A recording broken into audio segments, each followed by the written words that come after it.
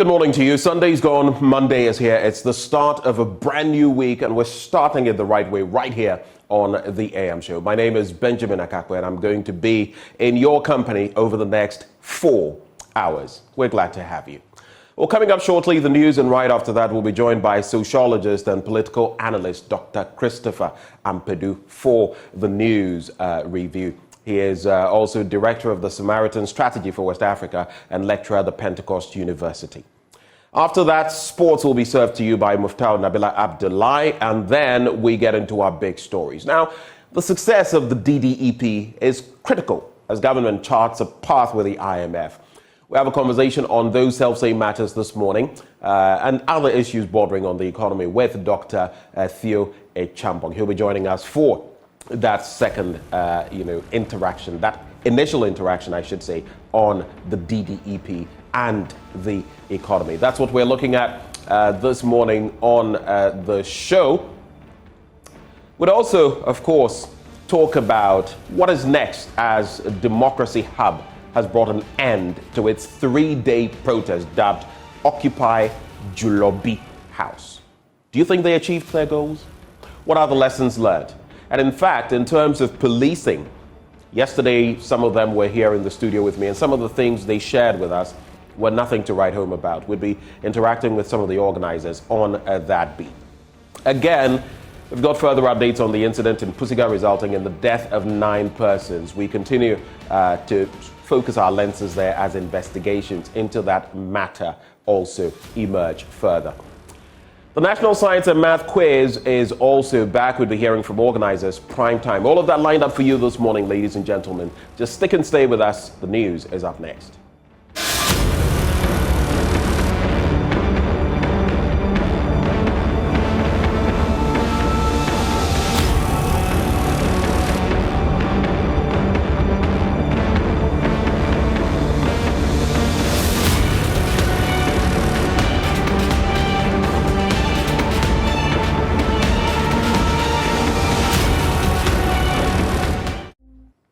Welcome aboard the news belt of the show. And in our first story, the Ghana National Fire Service has blamed non-testing of soil as well as Friday's downpour for the collapse of that uncompleted 3-story building located at Ofankor on Saturday morning. Occupants of the structure narrowly escaped death a couple of hours before the entire structure suddenly crashed to the ground. Eyewitness accounts suggest the occupants suspected weakness in the structure and a crack at a portion. Noticing the imminent danger, the occupants quickly packed out of the building at about 9 a.m. Saturday, September the 23rd, to safety. Now, around 11 a.m. the same day, the entire structure suddenly crashed, leaving many residents in awe. Now, as if the collapse was timed, a resident was seen recording the spontaneous crash of the structure. Joy News team visited the scene Sunday afternoon with the hope of getting a first-hand account of what had actually happened. But the team was chased away by some well-built individuals believed to be land guards who were busy clearing the rubble. Personnel from the fire service and the Ghana Police Service visited the scene after the incident. Now, according to the Director of Public Relations at the Fire Service, Assistant Chief Fire Officer Timothy Osafo Efum, owners of the building failed to do soil testing before putting up the structure. Last Friday's downpour and flooding therefore exposed their negligence, leading to the collapse. He spoke to my colleague, Carlos Carloni, on Joy News Prime. Around 1 p.m., we got the information, so we quickly rushed in there with our team. When we got there, we realized that the stories we were hearing was true.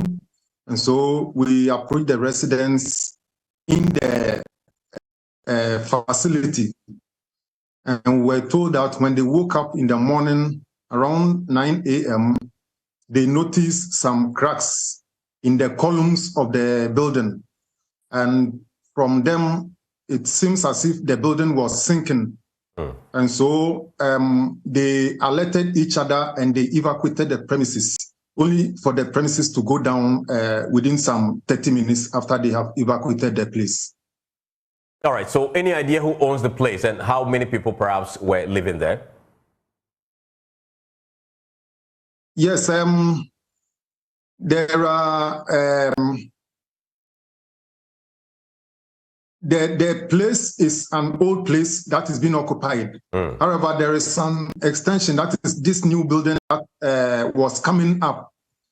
And so the building was not being occupied at the time of the collapse because it was still under construction. What we gathered was that for about 2 months now, no work has been done on the building. And so that is what alerted them on the cracks that they observed that morning.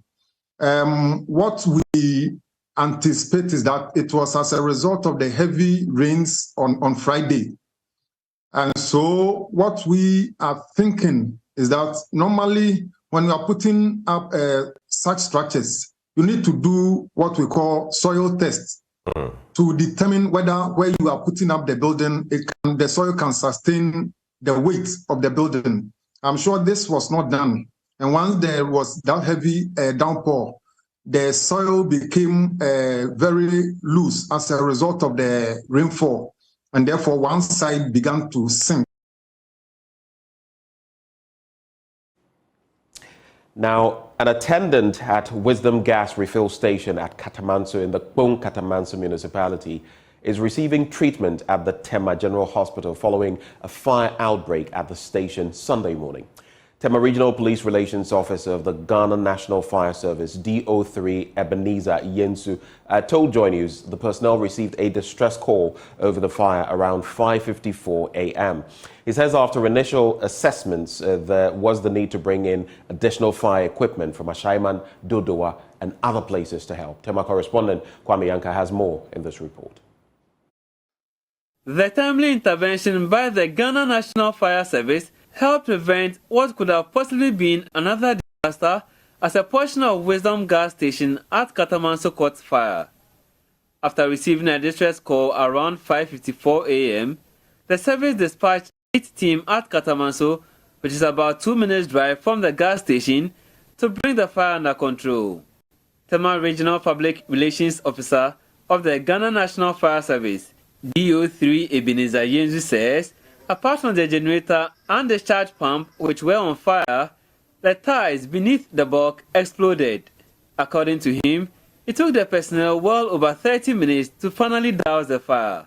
The fire station is also just about 2 minutes drive from where the gas station is, and so we had to attend to the fire and also make sure that we dispatch other appliances as well to come and help us douse down the flame, because when we came we realized that the fire was around where the discharge pump is and also close to the generator, where the generator room is. That place was also engulfed with fire. So we called for 4 other vehicles to come and assist those from Katamanso to attend to the situation. Currently, as we speak, the fire has been finally extinguished, and we had one casualty recorded, one male, about 27-year-old male, who is an attendant at the gas station, who got injured in the process because he was around when the fire started. DO3 Ebenezer Yensu assured that there is no danger at the moment, as resumption of service will depend on owner of the gas station. He is, however, cautioning the public against rushing to fire scenes to catch glimpses over safety reasons. We would advise the general public to be very careful when such incidents occur. We all will want to catch a glimpse of what is happening, but remember, it is your life that is at stake. If you rush to the fire scene not knowing what exactly is burning, what dangers are awaiting you, you might end up losing your life. We've had countless of situations where people die when they rush to a fire scene. We did our best to drive them as far as the other side of the road, but what we are advising is that when such situations happen, we should try as much as possible to ensure that we don't come close to the scene, because there could be a possible explosion. Should the tank have ruptured, all those around would have been in danger. So we plead with the general public that when there's any fire situation like that, don't rush to the scene. If you call the fire service and we attend to the situation, just stay in your home or find a safe place and hide. Meanwhile, when Joy News approached owner of Wisdom Gas Station, he declined to comment. Kwame Yankes reports for Joy News. In our next story, the chief and people of the Boafre community in the Oti region have lauded Joy News for initiating the Joy News Impact Makers Awards. They are optimistic the award will be expanded to celebrate more selfless individuals working to enhance development. Speaking at a Durbar to honor Richard Okumensa, an honoree of the maiden edition of the Joy News Impact Makers Awards, the people of Boafre and beneficiaries of awardees' interventions expressed gratitude to Joy News for the recognition given their benefactor. Richard Oko was honored for his contribution to agriculture and social welfare. He founded several organizations to support smallholder farmers in the country. He is president of the National Beekeepers Association, CEO of Community Development Challenge, and board chair of Win Big. His social interventions have impacted scores of lives.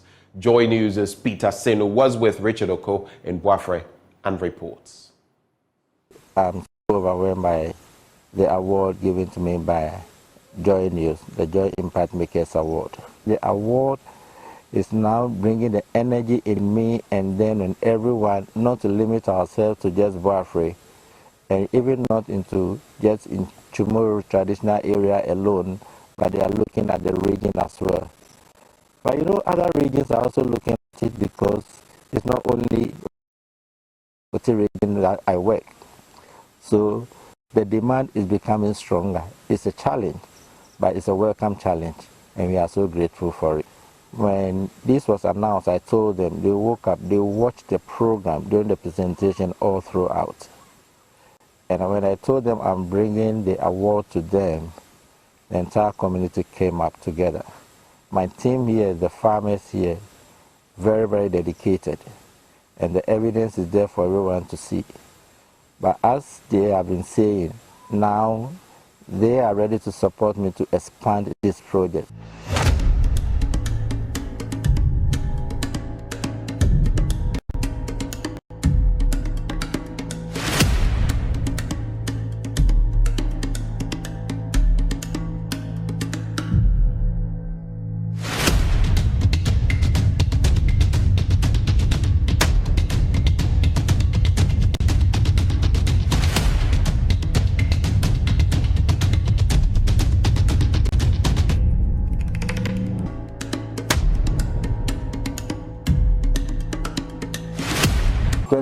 June and Joy News omofre me ede asema memra Labadi Beach Hotel na Ghana ha mohwe nyina mapa ne pedu a omo ye adwuma sonko a ebua kro ahodo a meka ho de enso omode ma me ene se kuayo agriculture and social welfare ana ebusan ye die ena mode mienu no ema me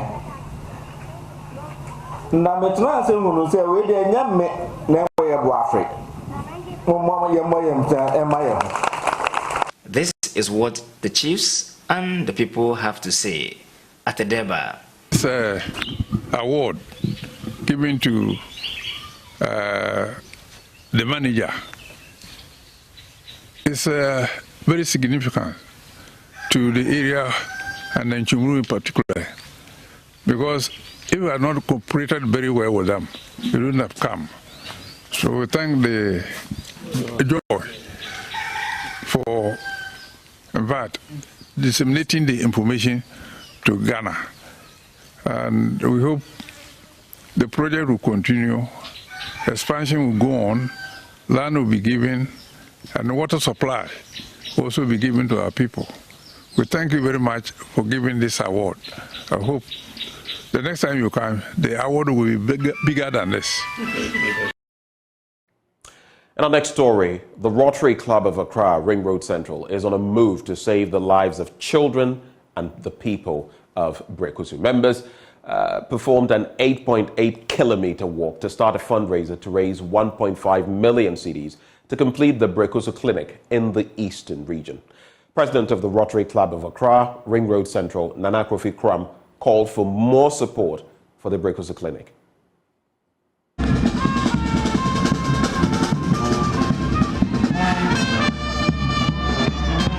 The 8.8-kilometer walk kick-started from the Labomo Beach through some principal streets of Accra.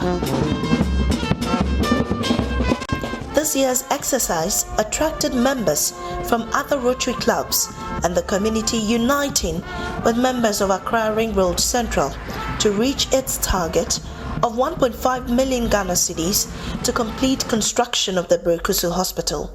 The facility, when completed, will serve the people of Brekusu and nearby towns, saving them money and long distances to referral hospitals in Accra. Doing that is actually giving them hope. They'll have easy access to healthcare facility in their community. So yes, I'm proud to be part of the work today because I know that the people of Brekusu will be happy and that we are doing this for them. Rotary Retract, the major aim of our activities is always to help lives and then change lives. Our theme for the year is creating hope in the world. So if there's the little you can do to create hope in the world by working for a child, it's something you should do. Whilst we are looking at being fit, this is also a means at which you use to be fit and then create hope in the world together. Some institutions made generous contributions at the walk, including FBN Bank Ghana Limited. The bank gave away 18,000 Ghana cedis towards the cause. Victor Yao Asante is managing director of the bank. Every year when my Rotary Club raises funds, we should also try and help them. So we go around staff and staff also contribute towards this. So this is the 5th time staff of FBN Bank are helping. The bank itself helps other Rotary activities, but for Ring Road Central's Work for a Child, it's the staff that do it. And this year we raised 18,300 cedis, and that's what we've presented to them. There are other projects that the club does, other projects that other Rotary clubs do. For example, in the month of October, Rotary usually goes out for the polio immunization drive, and that is also helped by the bank. And hopefully this year the bank will again step up to help the drive. Mahmoud Kamara, the director of fundraising for the club, graciously received the donation and urged for further support to help accomplish the project. We want to express our profound thanks and appreciation to the staff of FBN Bank for this very high donation. We want to appreciate them.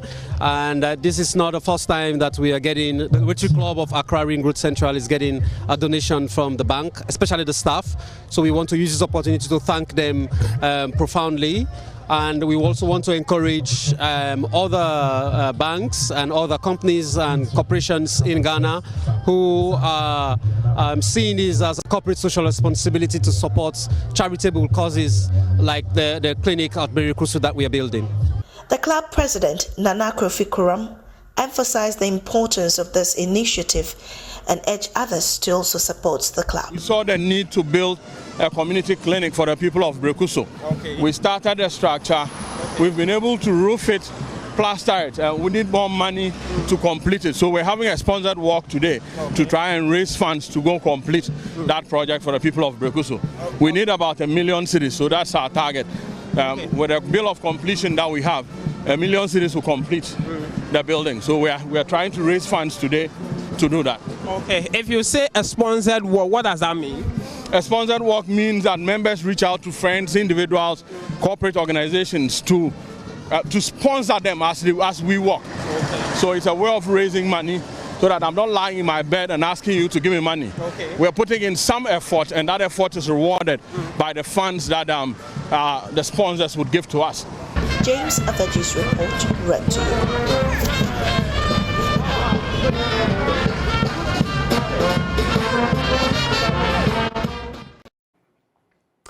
Now, a former chairman of the National Peace Council, Most Reverend Professor Emmanuel Asante, says there is the need to observe measures that translate into personal peace beyond the absence of violence. Speaking at the 2023 International Peace Day program in Sunyani, Professor Asante insisted on residents' physical wellness, taking care of the environment to ensure sustainable peace without demonizing institutions, ensuring sanity in the communities. Precious Semiful has more. The 2023 International Peace Day program by the Bono Regional Peace Council brought together personnel from the security services and religious leaders, among others, in Sunyani. The forum afforded stakeholders the chance to deliberate on expected roles to ensure sustainable global peace. Bono Regional Chairperson of the Peace Council, Professor Mrs. Mercy Efua-Adechi, expressed worry about the entrenched positions often taken by parties in conflict. She appealed to aggrieved ones to give peace a chance. The uncompromising nature of parties involved in conflict and the entrenchment of positions have only increased tension and hindered peaceful resolution. So I implore you to give peace a chance. Let us set aside our differences, open our heart to dialogue, and strive for peaceful resolution. We can only pave the way for a prosperous and harmonious society only through those collective efforts. Speaking on the theme, Actions for Peace, Our Ambitions for Global Goals, former chairman of the National Peace Council, Most Reverend Professor Emmanuel Asante, said peace goes beyond the absence of violence.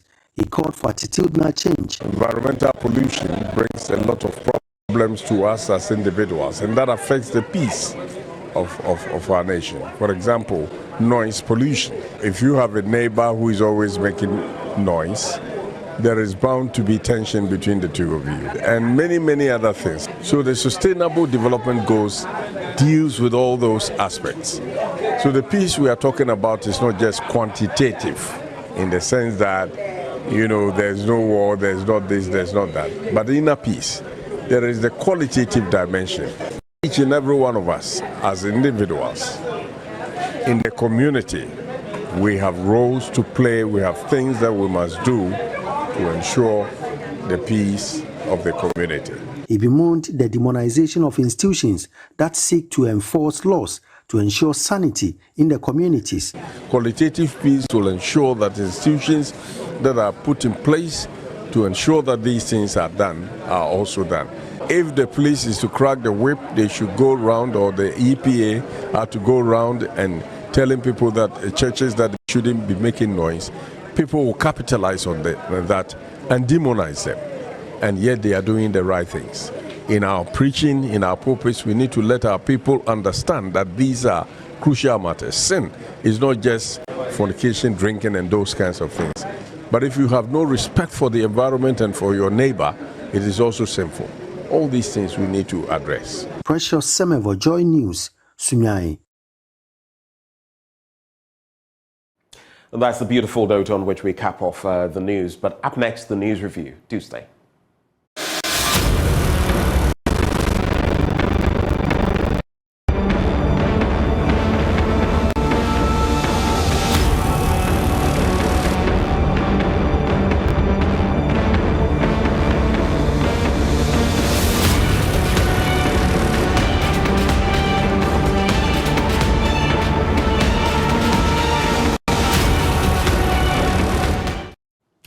Welcome on the News Review Belt. Here we slice and dice. We get into the newspapers, bring you the latest from that world.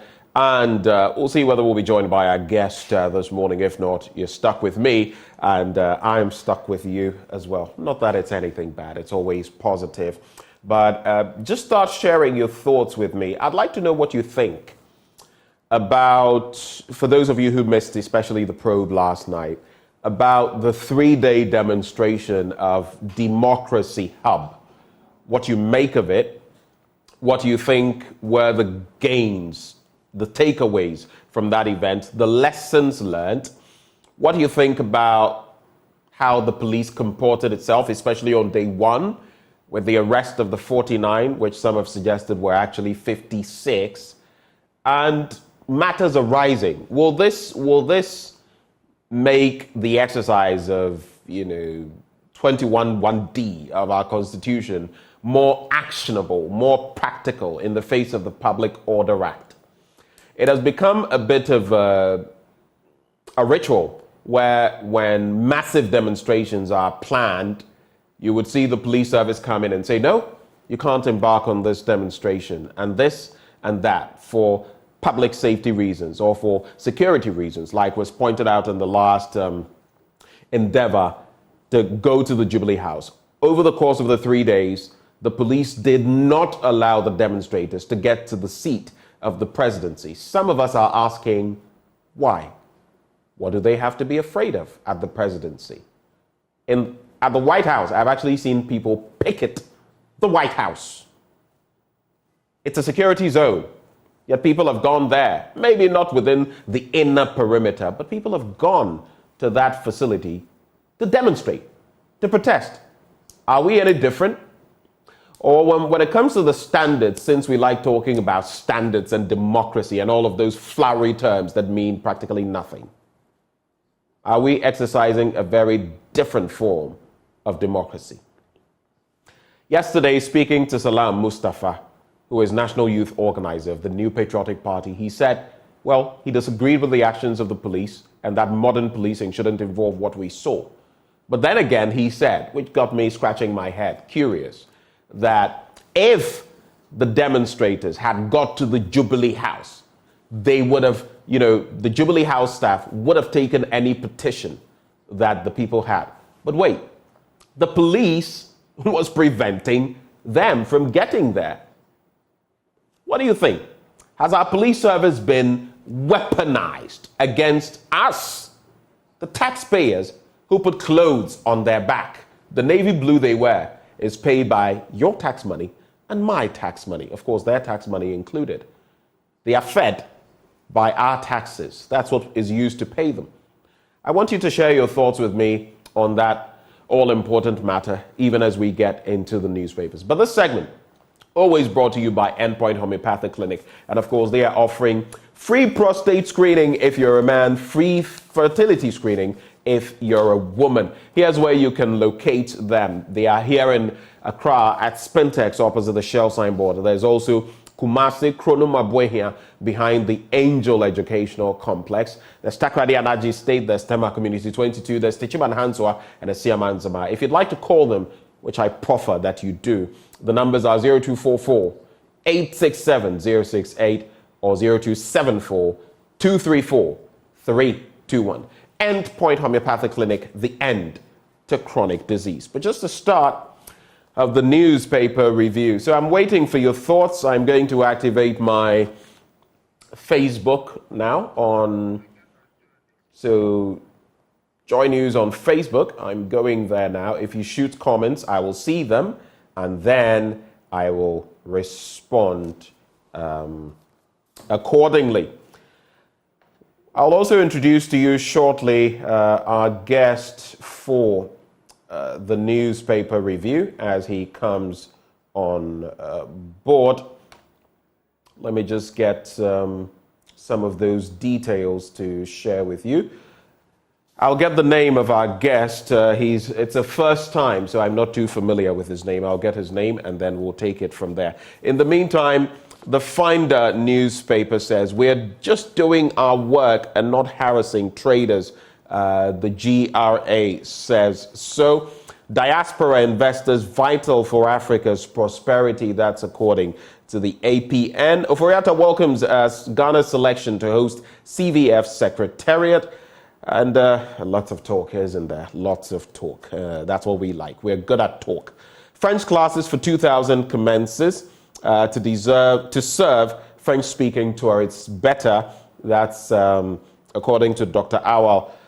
Ibrahim Mohamed Awal, Minister of Tourism, Arts and Culture. CSOs applaud Afarinek and Cocobot on cocoa rehab feed, and Radio Adan journalist on trial over publication of fake news about MacDan, fake in quotation marks, is dead. All right. Let me bring on board our guest for the morning, sociologist, political analyst as well, Dr. Christopher Ampadu. He is our guest. Doc, a very good morning to you, sir. Hello, Dr. Ampadu.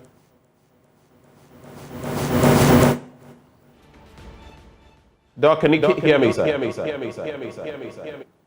All right, so we'll try to rectify that and get the connection with Dr. Ampadu. Good morning, sir. Can you hear me, sir? Yes, please. It's good to have you. First time joining the conversation. Where are you joining us from? I'm curious. I'm joining you from Amasaman.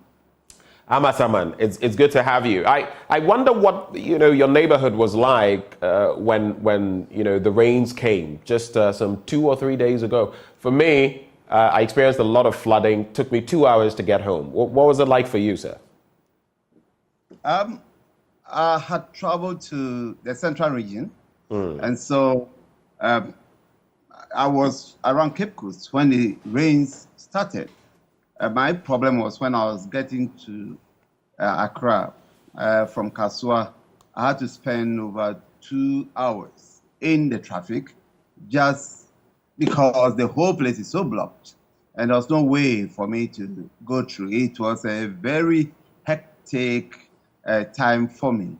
And I should have arrived home around 8 o'clock, but I was at home around 10:30, getting to 11 o'clock. Wow. It was so. And you see, I was wondering, what is wrong? The problem from Wager, Kaswato has been there for years. So does it mean that the government is not concerned? Now you look at the people, look at the traffic, look at women, Friday, and you see people who have closed from work and have to spend hours just because any time it rains, that road is blocked. And it seems there is nobody to do anything about that problem. And it's so sad, very, very sad. And you say nobody, of course, that somebody supposedly is the team we call government. That is why we bring in officials of state to benefit from the largesse of the state. We pay them well so that they can work for us. In other jurisdictions, that is what applies. But here, I don't know. We've had problems. And of course, we cannot single out just this administration. This thing with flooding and rains and everything has been with us throughout this Fourth Republic. And you ask yourself what kind of country this is. That was the question I was asking myself. I was so infuriated, I even typed some stuff on our group page here. I mean, I was literally, the water was up to my car tires. And mine is a saloon car. It's not a four-wheeler. It's not a pickup truck. So you have to go slowly, snail pace, because you want to avoid water entering your engine, because that will lead to a devastating problem. You don't have the means to deal with such problems, the cost of it alone. And I was just asking myself, and even that was my stretch. Imagine your stretch. Imagine the Kasua Wager stretch. Imagine, look at the China Mall in Acheampong. It was literally overtaken by floodwaters. And I was asking myself, what country is this? I don't know. You've been alive longer than I have. I don't know what you think. For me, it's horrible, and it's also very sad because this is, I think, one, we don't even have a government who is so concerned. Two, the engineering that went into the construction of the road, it seems the engineers do not have a solution, because this is not one-time problem. It has been a consistent problem all the time. And there was a time Parliament even took a decision to inspect some of these roads and to check if some solutions can be used. And up to now, there's nothing. And when it rains, you see the hopelessness, as if we don't have a government who is so much concerned about the people. And it's so sad. It's so sad. Sometimes I cannot just understand, because we are not too poor as a nation. God has blessed us with all the resources. People don't have a quarter of what we have, and they are able to take care of some of these problems that keep on emerging all the time. And we have people in governments, in various offices, who care more about their salary, about getting something to their pocket, something that they can always just make themselves so good and feel proud, being government officials, allowing motor right to go before them. And yet, look at the nation. How can we be proud in such a country? How can we say that, yes, we are so rich, even though nothing's been done? So it is so sad that this problem is not a recent problem, as you rightly said. And yet, there seems to be nobody who cares. And it is a sad situation we have. I think as we get ourselves into elections, we should think through people who really care, not people who want to come to government and make themselves good, but people who care for Mother Ghana, people who care for people who have the heart of compassion. When they see issues like this, they will be worried and they will have compassion, says, yes, we want to come in, not just to fill our pockets, but to bring solutions, not just to talk about it, but people who will come and bring solutions to some of these problems. But even as we get into the papers, I don't know how much more wary we can be. Beware the wolf, the big bag wolf. There are these ones, they'll masquerade as sheep when indeed they are wolves. And what haven't we heard? The very things you're saying. I'm here to serve you and we'll protect the public purse. And we'll do this and we'll do that. Look at us today. But anyway, let's get into the finer newspaper. We're just doing our work and not harassing traders. That's according to the GRA. Recently, I heard something about a celebrity tax. I hope it's someone's bad dream and that doesn't actualize, because I mean, yes, some of us get certain gigs, and of course, you take 7.5% as withholding tax. I think it makes no sense to me. After all the taxes laden on Ghanaians, why are we still paying? I think we're probably the only country paying a COVID-19 levy still. The other day, I did the math. You foot a bill of around 400 plus CDs, 490 CDs, and you're spending over 100 CDs in taxes alone. That's the tax component. And you're saying you're going to introduce what tax? What tax, GRA? You may tax the people into the ground. You are the tax experts. You should know better. You tax people into the ground, they'll find ways of not avoiding tax, which is allowed, evading tax. And that's where you don't want to get. And I ask myself sometimes even, these taxes we pay, what have they done for us? Paying taxes is good. It's a good thing. In other jurisdictions, it is working for them. So even if you're paying up to 40%, forking out 40%, with that 40%, if you need the fire service, they'll be there in the twinkling of an eye. If you need the police to assist you, not here where sometimes you will call and they'll tell you, oh, sir, okay, so wait till morning and then we'll come. When you need health care, you need oxygen. And I mean, there was a day during COVID, I would have died. Because I literally, there was no assistance. Everybody was asleep. I went to 3 public medical facilities. That's why I've stopped going to public medical facilities. 3 of them. No one could help me. Thankfully, my problem resolved. I needed oxygen. They didn't have it, among other things. So sometimes it's not about, we've been in those jurisdictions. Nobody should come and school us about, and if you go elsewhere, what pertains here? What are you giving me here? For my tax money, what are you giving me? That's the question. But the story on page 11, before I let you come in, Doc, sometimes I get so upset with all these authorities thinking they can do whatever they like in the name of nation building. What nation are we building? What building have we done, really? No. But we are just doing our work and not harassing traders. The Ghana Revenue Authority has denied accusations by the Ghana Union of Traders and the Traders Advocacy Group, TAG, that the authority has composed several task forces to harass and extort and arrest their goods in transit with the view of imposing heavy fines on their owners. The GRA, in its response, asserts that it employs various methods, such as invigilation and compliance visits to value-added tax registered entities to test purchase, and where they find infractions on this duty, those entities are closed down. Okay. That's fine. Good to hear. We like a lot of the talk. I'm still concerned about what happens with my taxes and how they benefit me. Even if you want me to pay 60%, and I know that my taxes will really be used. Look at our roads. Look at our roads. My car shocks and everything. You have to continuously do maintenance, and you're telling me about taxes. French classes for 2000 commences. That story is on page 2. Now, the Ministry of Tourism, Arts and Culture and Ghana Tourism Authority have begun a 3-month French language training program for premium frontline hospitality personnel and industry players. The project seeks to improve the ability of industry players to attract tourists from the sub-region and beyond, as well as provide hotels with multilingual staff who will be receptive to French speakers. Mr. Editor, Elvis Darko, you say the Ministry of Tourism, Arts and Culture and Ghana Tourism Authority, and you say has some of these things.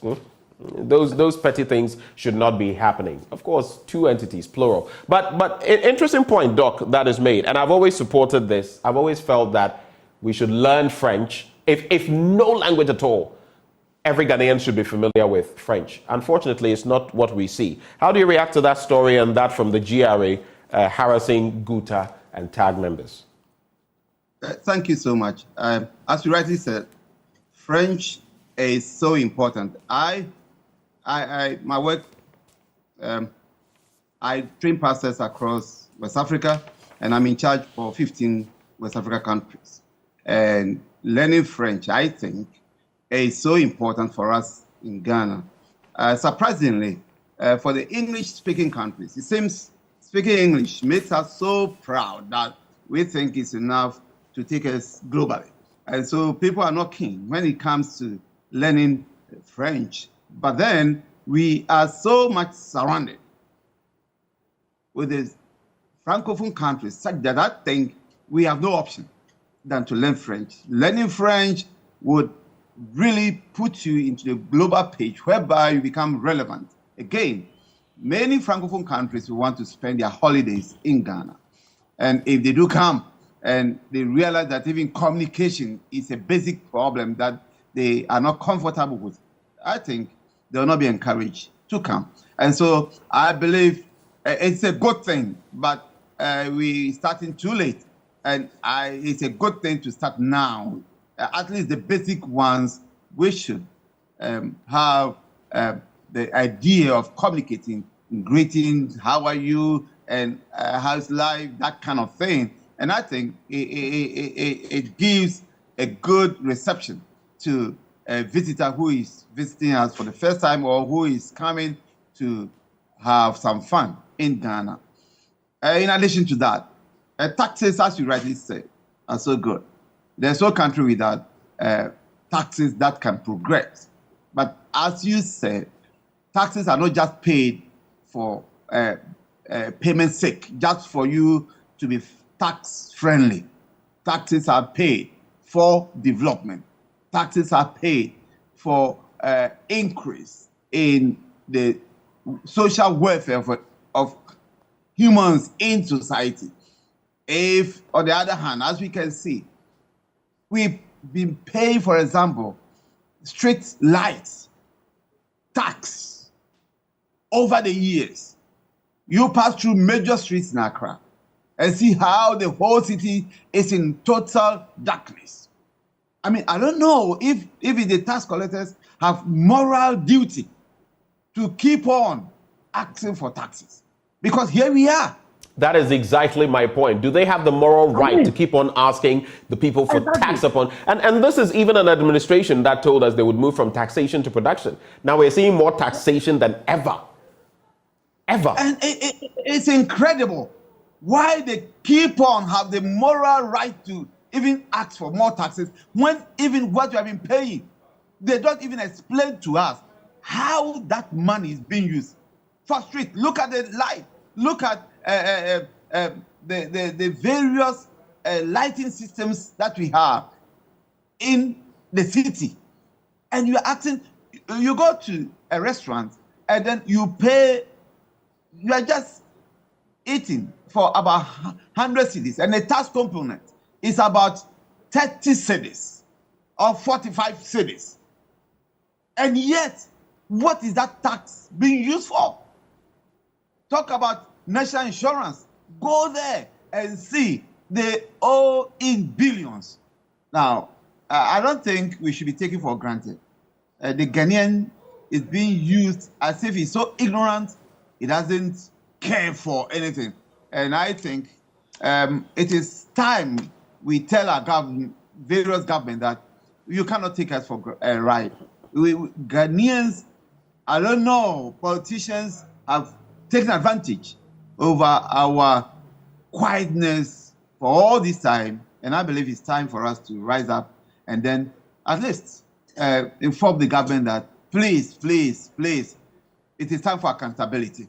It is time for you to tell us what you are using our money for, because taxes are tax specific. Right. And if you are taking that money, and yet the same problem that the money is being taken for is not being used for that, and you have the moral duty to keep on taking, I mean, that is immoral, very immoral. And you call yourself Christians? I think we should rise up to some of these things. They are taking us for granted, and we Ghanaians are people who should rise up to face the government that you don't take our money and use it anyhow. If you are taking our money for water, it should be used for water. If it's for insurance, it should be used for insurance. If it's for street lights, the street lights must come on. We shouldn't come and beg you. After all, it's our money. And right. I think we have allowed them to take advantage and do what they want, and we keep quiet. And that's why they keep on what they're doing. Indeed, because we are quiet, I feel we're a bit, I don't want to use that word in this country, but we're a bit timid, you know, and it allows leaders to do whatever they like. Let me just share a few sentiments from our viewers. Philip Alexander Lutrot says, I really love your program. You are the best. Well, thank you. That reflects on the rest of the team, from sound to camera to producers to everybody, directors to everybody on the show as well. Nikwate Boy says, I watch you guys every morning while I'm working in West Milford, New Jersey. Wow. Thank you for connecting with us all the way from New Jersey every morning. Umar Adam says, the demonstrators wasted our time for nothing. How can you organize a demo without a written petition? I don't know about wasting our time. Are you aware that they were not even allowed to get to the Jubilee House, much less speak of presenting a petition? I don't know what you followed, but those are the dynamics. And maybe this final one for now. Philip Alexander Lutrot says, look at how the government is even taxing us on betting. There is no job, and the little money we get in betting too, they are taking 10% from it. Well, it is what it is. The Daily Guide newspaper. Protesters plan to occupy Mahama's office. That story on page 3. No camping of delegates. NPP warns flag bearer aspirants. Light Foundation marks International Peace Day. Adokufo angry over $1 billion rich tag. Of course, there was this entity that came up and said he was worth that, and that he was the third richest man. Ex-Bantama MP's death sparks controversy. Daniel Ochimabwaje, someone I've interacted with personally on a number of occasions. It's sad that he's actually met his maker at this point in time. But let's get into those stories very quickly, starting with the one on page 3. So it says the presidential election, no, not even that. Demonstrators from the Fixing the Country movement have planned to rally at the office of former President John Dramani Mahama to protest against the delay in the investigation of the Airbus scandal. The movement expressed outrage in a public notice about the, quote, nonchalant attitude being used in the Airbus corruption investigations. The convener, Ernesto Owusu-Bempah Bonsu, signed the notice, which stated that it had been more than 3 years since Airbus SE, a global provider of civilian and military aircraft based in France, agreed to pay a combined penalty of more than $3.9 billion to resolve foreign bribery charges with authorities in the US, France, and the UK. According to the movement, they came from the company's plot to use third-party business partners to bribe government. But here's what the group is looking. Let me just cut to the chase. So it's about government official 1, and per the statement, it turned out that the police, in fact, per the court records, government official 1 had such a reputation as a prolific bribe collector that within 3 weeks of the election of the incoming government, and before it was sworn in, Airbus reached an agreement with the brother. So the protesters said the British court used this to, in charge of the case, determined that Airbus used the payments to seek, quote, undue favor from a member of the Ghanaian government. It's a bit of a long story that leads nowhere, actually. If you look at it, it's just a rehash of everything we already know. What I take from the story, and what I think should be the thrust of the story, is this has been a long-standing issue. Even before election 2020, this Airbus thing came up. What happened? So I'm just saying, if it is much ado about nothing, throw it in the dustbin where it belongs. If there's some substance in this, and I believe if there were substance in it, even before election 2020, this government would have done something about it. So why all the hue and cry and all the noise, basically? That's what I'll say about that. I believe that where there are corrupt activities, they ought to be dealt with decisively. And the Attorney General is sitting on cases, for example, Francis Acheampong and Ghana Gas and some of the things that have been said. Why are they not investigating that? So if the Airbus thing is a challenge, let's get into it. But there was a ruling in the UK court. So why are we still acting as though, I mean, if there's something to be done, let's do it. From time to time, you see this thing in the newspapers and there's no substance. There's no moving forward. What's this about? There's also, government commencing the French training, that story as well. In the middle spread of the Daily Guide newspaper, the Ghanaian publisher Vomawa sweats over bribe, lie in quotes. Sometimes it's interesting, the things we used to sell our newspapers. Of course, it would also be interesting to hear from Oliver Baka Vomawa in terms of the evidence he has. He says he has a tape, a recording. He cites the National Security Minister, Albert Kandapa. He cites a general in the army. He cites one other that I think the finance minister, Ken Oforiatta, as well, in terms of this 1 million deal, whatever it may have been. Oliver, the ball is now in your court. You're a lawyer, so let's do this. Political leaders sustaining corruption. That's according to Togbe Apede. Your thoughts, Doc? Okay, thank you. I believe we see fix a country. What they are calling for has to do maybe with what we experienced, the demonstrations we experienced last week. You see, sometimes my problem is how political parties always try to make issues that are so important that government should seriously consider. They bring party politics into the whole thing. Because what we experienced last week from the demonstration, I think, is the main reason why now Fix the Country is saying that they should go and occupy Mahama's office to protest for the Airbus scandal. You can petition. You can petition the Attorney General. You can petition, whoever, to pursue this investigation aggressively. You don't need another demonstration. Why do we demonstrate? We demonstrate because we are in the midst of poverty, hunger, deprivations, no jobs. And look at the roads, the health system. Things are not working right, even though we have enormous resources. Now, so if you know, like we are even talking about taxes, the money is not being used for what it's meant for, right? And yet people are asking for more taxes. Yes, you can demonstrate for that, and I think that is the reason why we demonstrate. So you don't go into demonstration just because a demonstration has happened, which is perceived to have been engineered from the opposition, and so you also they'll also demonstrate whether it makes sense or not. I'm sorry. That's childish. It seems we are not serious. We should be very serious people, and it needs. People are suffering. Right. If even you witness this rain that came last Friday alone, that should make you think and know that Ghana is sick, even though we are endowed so much with enormous resources.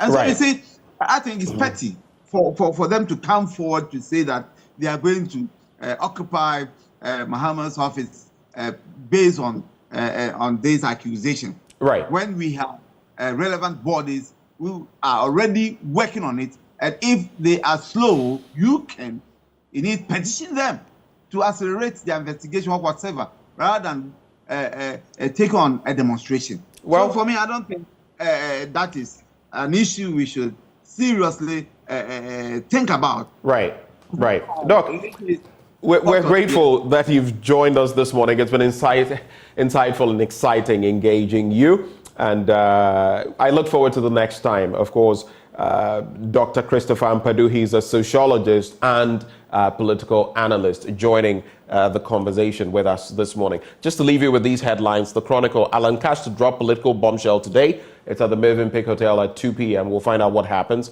And then redirect investment to Africa. Akufo-Addo urges global Africans. Mr. President, redirect investment to Africa. How about you redirect the wealth we have to the masses, the poor people? Yetisikaso, after all. This segment brought to you by Endpoint Homeopathic Clinic, and they're offering free prostate screening, free female fertility screening. Here's where you can locate them all over the country. Here in Accra, Spintex opposite the Shell signboard. There's Kumasi Kronomabwe here behind the Angel Educational Complex. Takrade Anaji State, Tema Community 22, Techiman Hanswa, and Esiama Enzema. If you'd like to call them, the numbers are 0244 867 068 or 0274 234 321. Endpoint Homeopathic Clinic, the end to chronic disease. Bringing us to the end of the news review and the start of sports up next.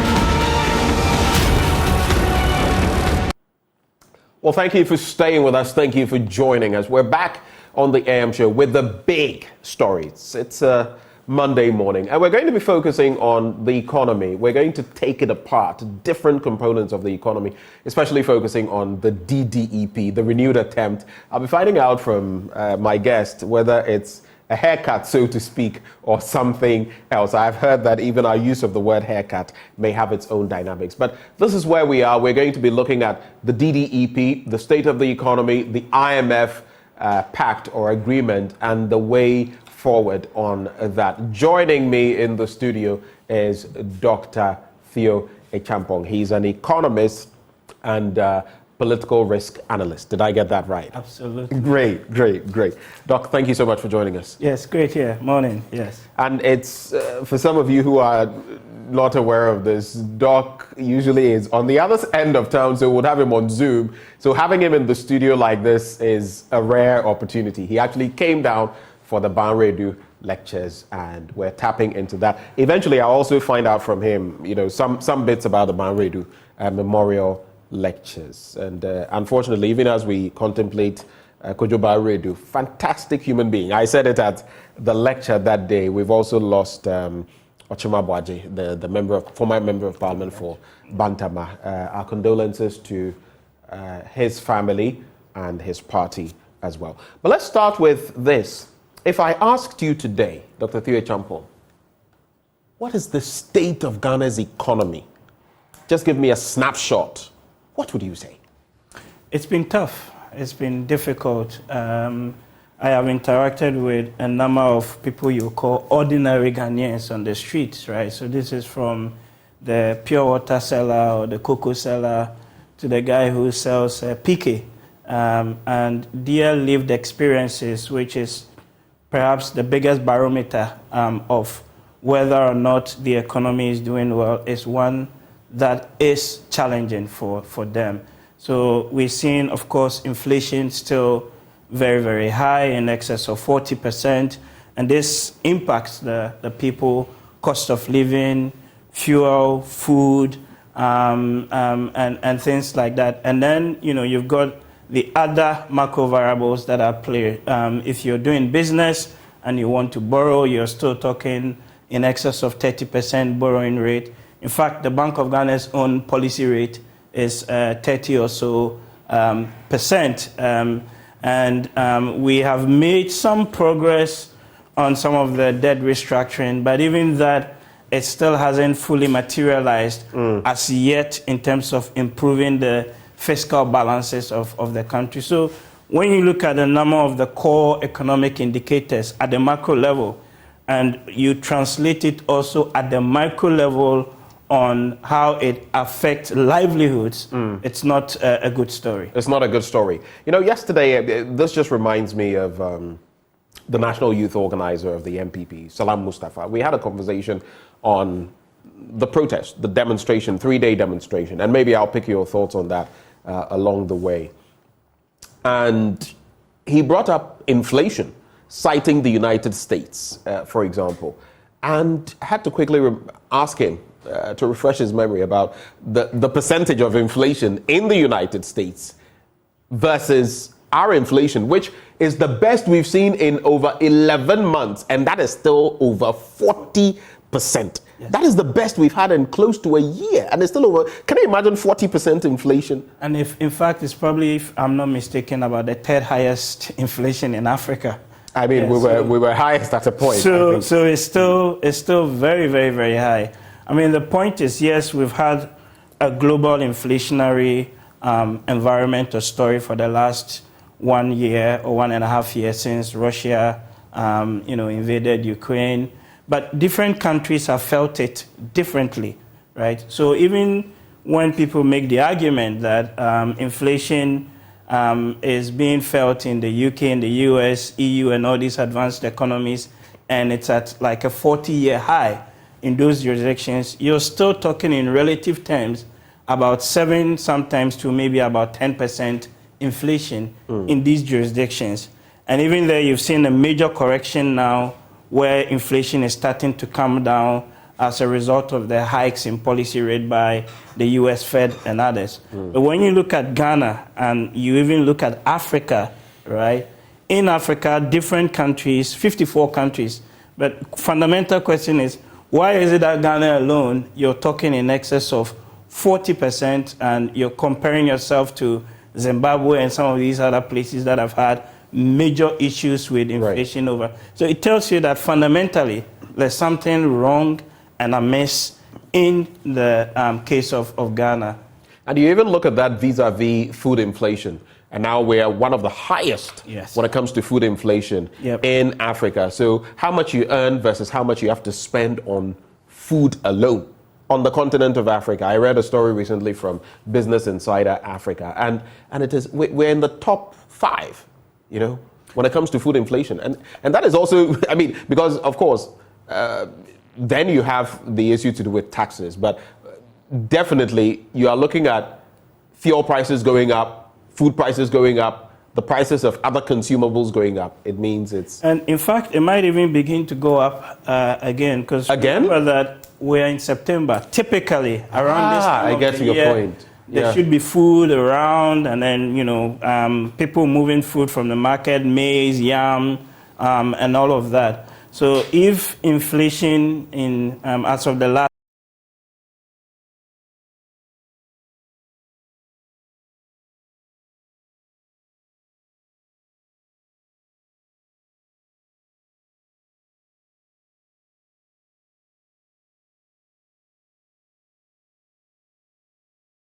reading was 40.1, I believe, or something around that mark, right?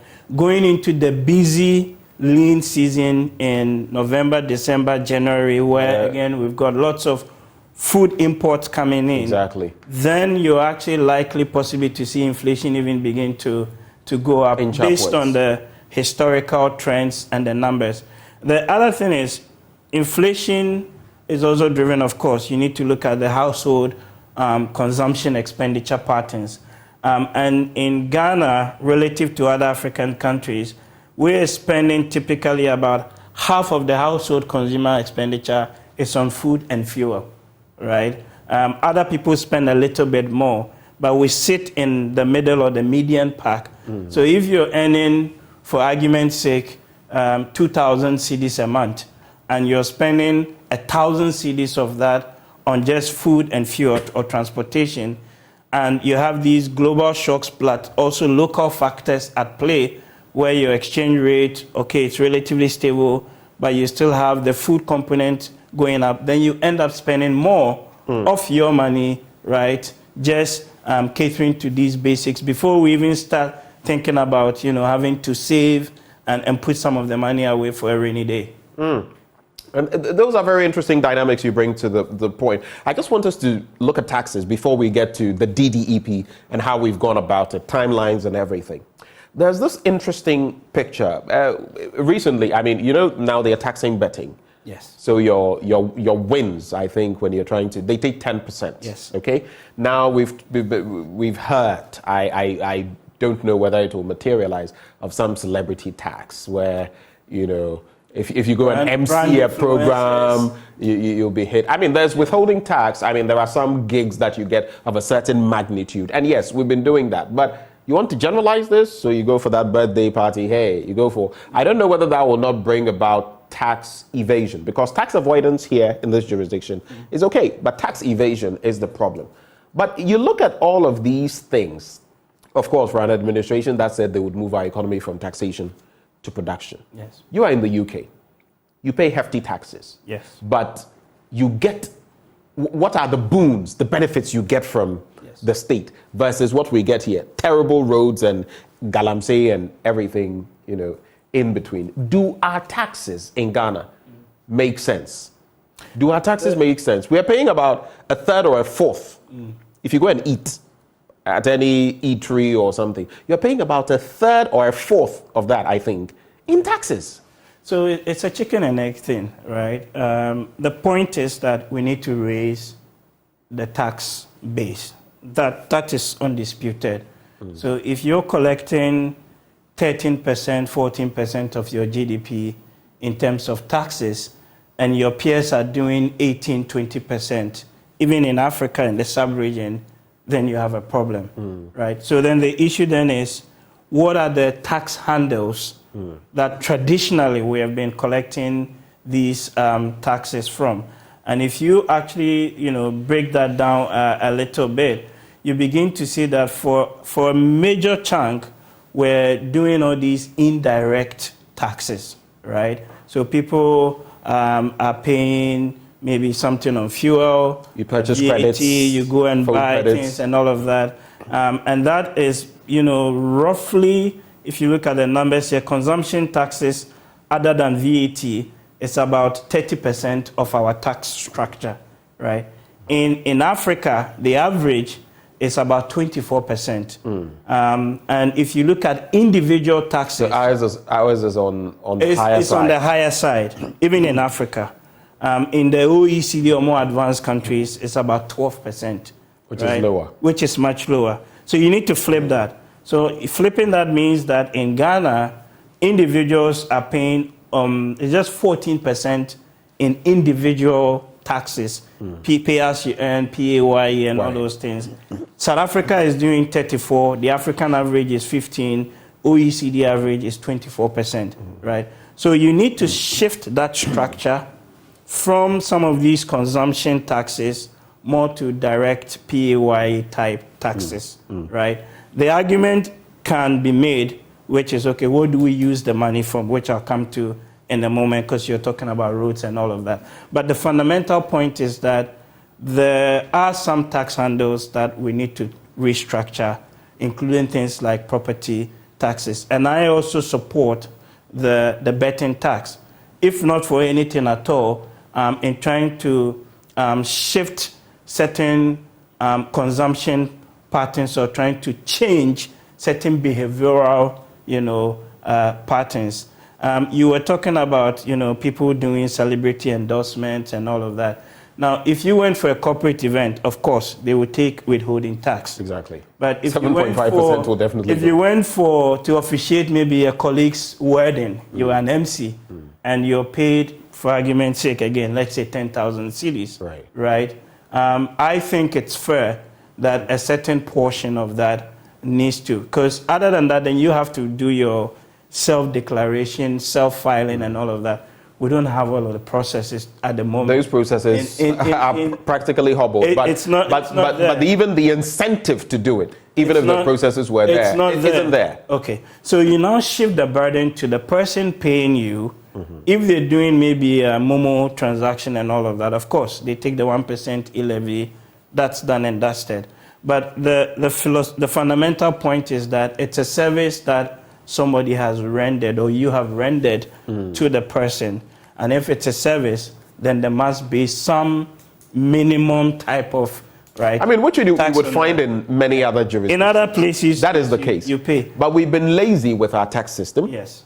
We've overburdened a small group. Yes. Especially when it comes to the direct taxes. Yes. And gradually, we've created a system where that small group has become tired of being taxed. You're being taxed out of pocket because everything you get, you're being hit with some taxes. And like I've said, you look around you, you look at your roads. Look, if you're sick in this, you don't want to fall sick. I take very good care of my health. Yeah. My supplements, I try to work out, I try to, as much as possible, though I slept about only 3 hours between yesterday and today. But you try. Why? You don't want to fall sick in this country. I agree with you. So I mean, the systems are not there. Health is not there. You are being poisoned through galamsey. Roads are bad. Yep. Flooding is, it's all over the place. It's, you know, some they say be chaka, right? Some in the local language. You remind me of Idris Abdul Karim's song from, was it 1990 something, or was it the early 2000s? Nigeria jaga jaga, everything scatter scatter. Things are tough, right? In the UK and other places where some of us are based. Okay, if you get sick today and I call an ambulance, I know within about 5-10 minutes, an ambulance is going to come, take you to the hospital, take care of you, and all that. So we have a legitimate right and concern to voice out our opinions about how the monies are being used. We cannot run away from the fact that there's a lot of wastefulness, there's a lot of inefficient spending, partly also driven by corruption and the political economy and the political cycle. That's driving all of these. Those are the structural issues that we need to address. So, like I said, chicken and egg. Yes, we need to raise taxes or reform some of the tax handles, but we also have to see the government being much more open and honest about its spending, number one, and then also efficiency in the spending. We've done quite a lot of work, myself and others, over the last 4 years. And if you look at many sectors of the economy, especially some like the social sector, so health, education, and there's a lot of waste in the system. And you can quantify the extent or the amount of this waste.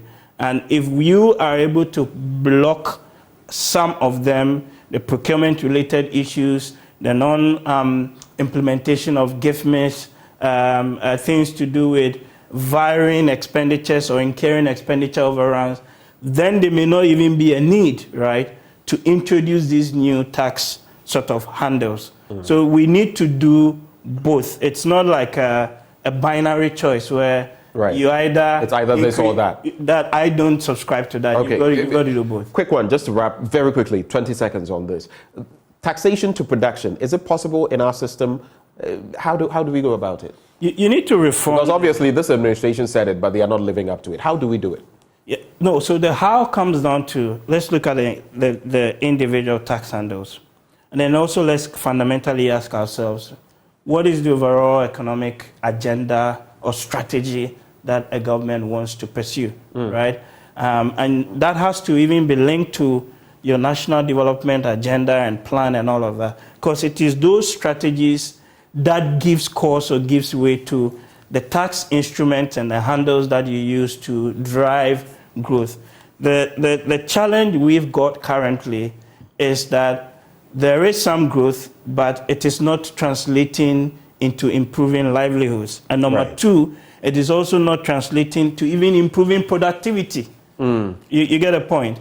Because you need to see the growth influencing or improving productivity, and ultimately what that means that you have a much bigger basket even when it comes to taxes. So not until you have a very clear structure of what you want to do in terms of economic reforms, in terms of even your public service, public financial management, then the issue of even taxation becomes a bit moot. And that's been part of the challenge that this government has since 2017, when this, so let's say 2017, yes, when this administration took over, January the 7th. Have you seen any progress in those respects, those areas? If you look at a number of the core economic indicators, so 2017-18, you see an improvement, even in some of like the factor productivity things that I'm talking about.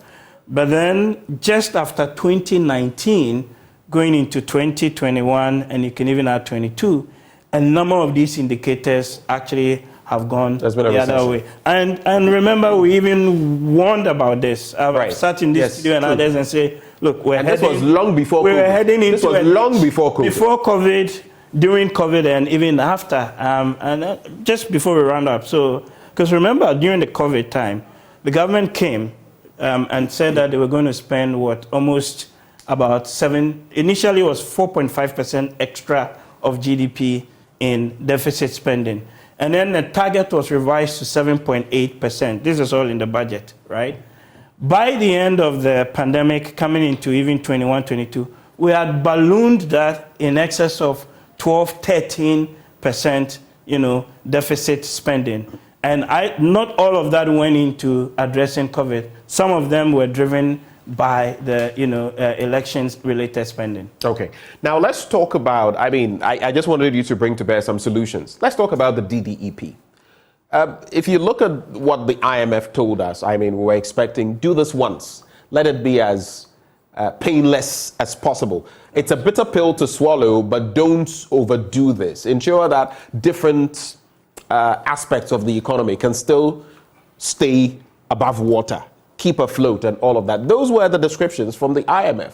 Then you look at what we did in the first one, even having to have a tussle with pensioner bondholders, picketing and all of that. And then we are told, okay, get ready, round 2 is coming, and you might be brought back in. And the pensioner bondholders are like, whoa, wait a minute, what are you talking about? ESLA bonds, Dachi bonds in the fray.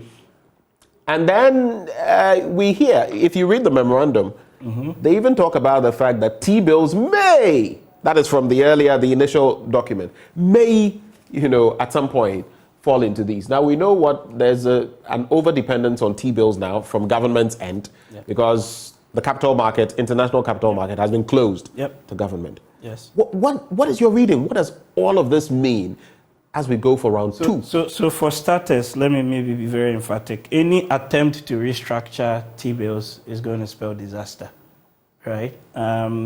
Because the government is had to borrow at the short end of the market. This is what mostly these T-bills offer, 182-day, maybe about 1 year note to meet some of the short-term liquidity needs. And if you look at the current state of the financial sector and all the issues therein, if you try to push to, restructure treasury bills the way they've done with the other bonds and other instruments, it will cause a lot of fear, it will cause a lot of panic, and the very liquidity that the government is even looking for may actually end up drying up. If you look at the rates now, right, the Bank of Ghana put out some statistics just a few days ago, the quarterly summary of economic statistics. If you look at that data point and you look at, let me quickly jump in here, you look at the treasury bill rates currently in excess of 30-something percent. But even the old bonds that were restructured just a few months ago, right, these were listed on the secondary market. For example, the 2-year note in August of 2022 was 26.64%. Then the restructuring happened, and then in March of 2023, these were replaced with new instruments, so 4-year bond up to 15-year bond. But the rate there on average is about 9%, right? So you're moving from 26 to about 9%.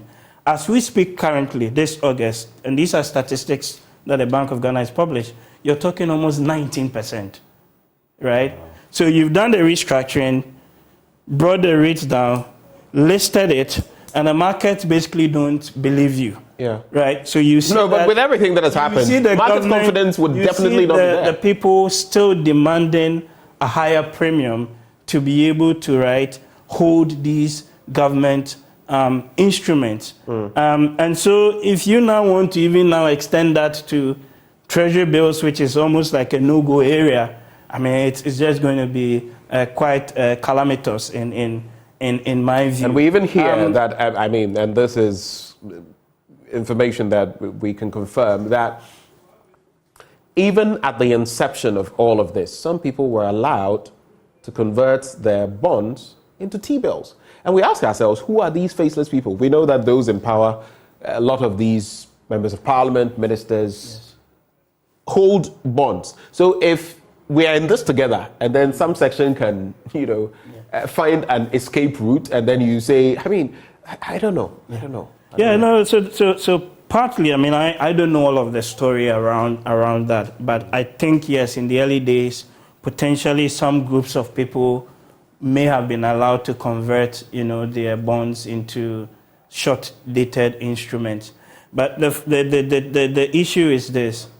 After doing the domestic debt exchange, the core reason that we were told, right, was that you need to safeguard the economy and you need to improve things so that the economy doesn't, in a way end up collapsing.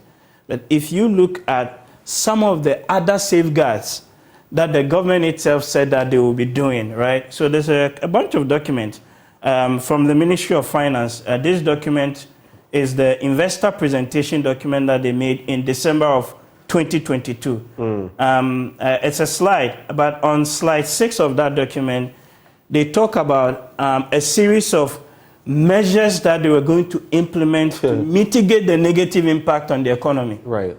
3 of them are listed. One of them, they say regulatory measures to mitigate the impact on the banks participating in the debt exchange. So some of the forbearances and all of that. What has happened on that front? They talked about setting up a financial sector stability fund, $1 billion USD or something like that. What has happened to that? We're almost getting to the end of the year. The banks will be reporting similar numbers. And it's not, the losses will continue. Right. They talk about social measures to protect the poor and the vulnerable. We've seen some attempts on that side. But when you're talking or dealing with 40-50% inflation, whatever you're throwing in the bucket will still not be enough to offset the losses that people are making. But the reason why the second round of the debt exchange, again, the government is going around it or trying to push for it is, remember that the government has to restructure the external debt, right? And in the IMF document, it showed that we had a financing gap of about, $15 billion. Some external or from official creditor sources, IMF, World Bank, and then others, what you have to get from your Eurobonds and the restructuring. And for 2023, we needed to have raised $2.4 billion of financing or debt relief from these various creditors. As we speak currently, those negotiations are still ongoing. They've been fraught and it's been challenging. And the point is that by the end of the year, you may still not have had that 2-point-something billion coming through. So when you have that gap, then you begin to see why government would then want to push other forms of restructuring on the So in other words, this, if I could put it in a different way, this pain, second dose of pain that we're going to have to take, or second bitter pill, is because government... We're taking bit of it. They've done the cocoa bills. True. We've done some of the local dollar-denominated bonds. And then the proposal is to even restructure pension funds and all of that. And we've seen Dr. Eduanani and the likes going to say no to that. And then there's this T-bills thing that is in, which for me, I think it's just going to be... It's a no-brainer. It's a no-brainer. Can we put this down to recklessness from those who manage the financial space? And here's why. Even as we talk about, I'm broke. Imagine someone who is deadbeat. I can't even feed my family. So give me maybe some 1,000 cedis and let me put my house in order. He gets the 1,000 cedis and then, he starts living a lavish lifestyle, getting some very nice clothes and all of that, and fails to do the very thing that he said he would do. It smacks of something similar.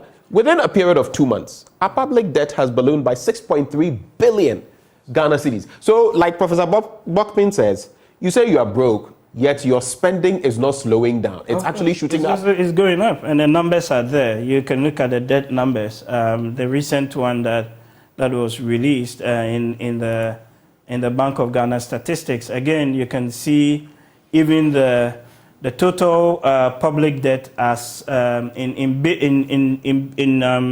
dollar terms, we're still talking about 52.3 billion. As a share of GDP is around 71.9 or roughly 72%. But the rate of borrowing and debt accumulation, you look at the numbers in nominal terms, is still going up, right? And we're saying you want to cut back on expenditure, you want to do lifestyle. It's like a wishy-washy thing. We will, but we never do. We never do.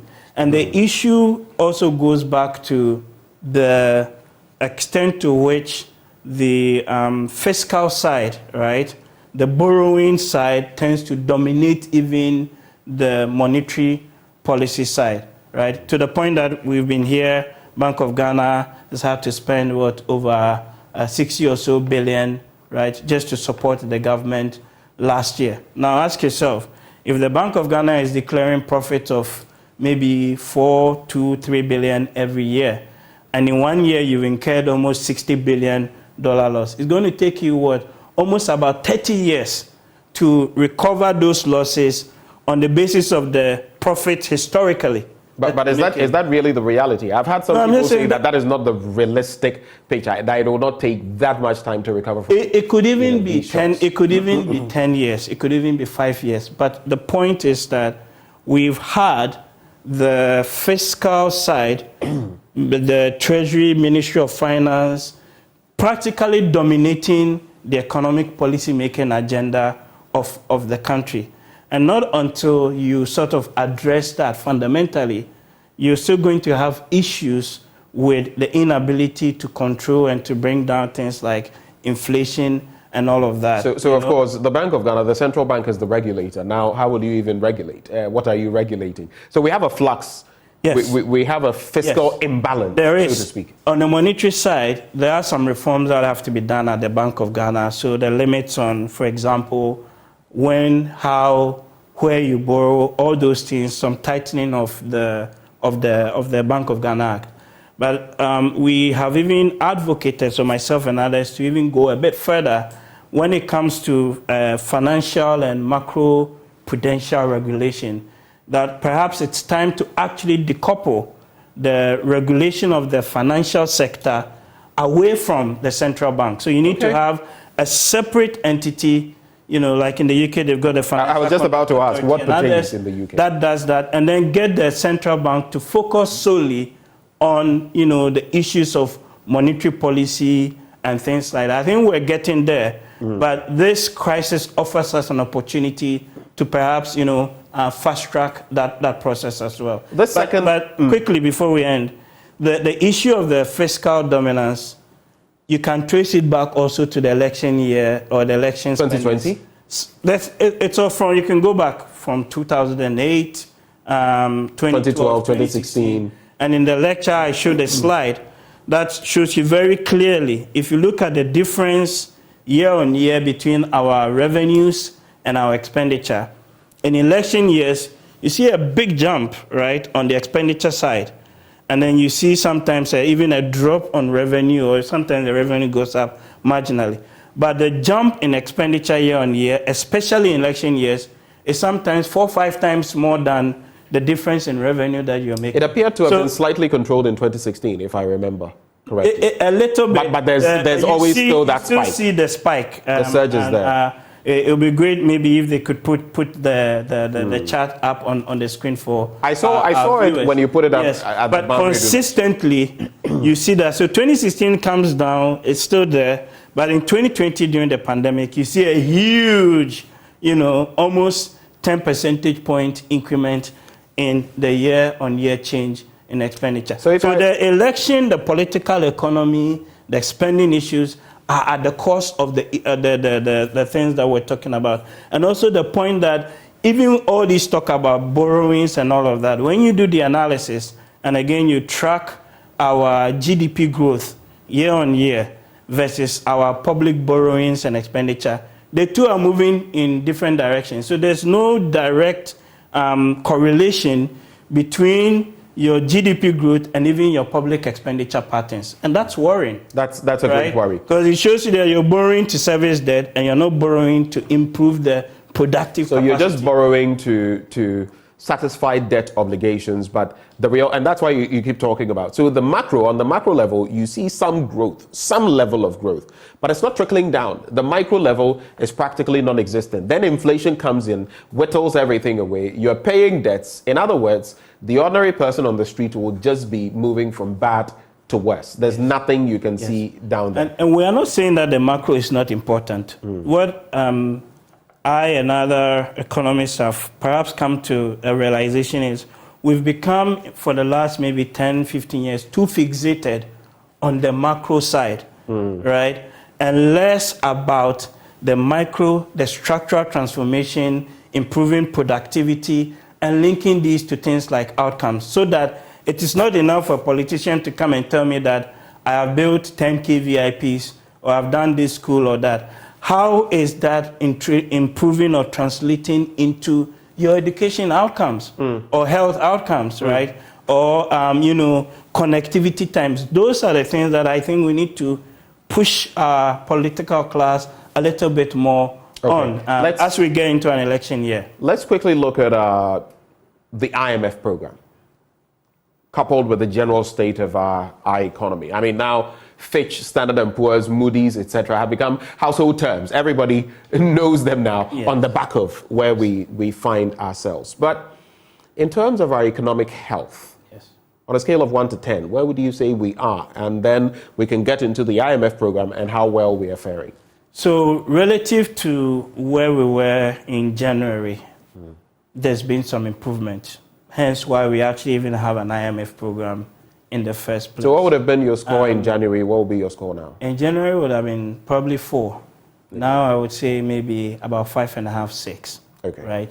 And I also think that the IMF actually is in town this week.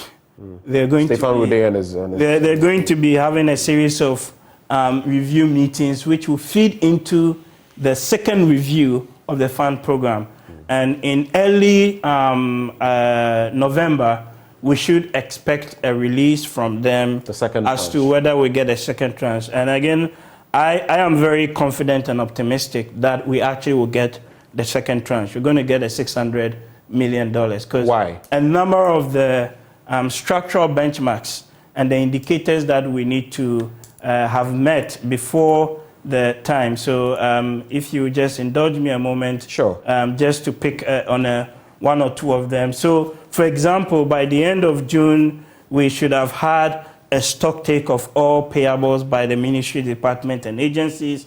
We should have had a strategy to strengthen and rebuild the financial sector buffers, an energy sector recovery plan, how you're going to streamline statutory funds, and then also have a medium-term revenue strategy, which is approved by Cabinet by the end of September. Some of these things, I know some works have been done and are ongoing, and some have been completed, some are still works in the process.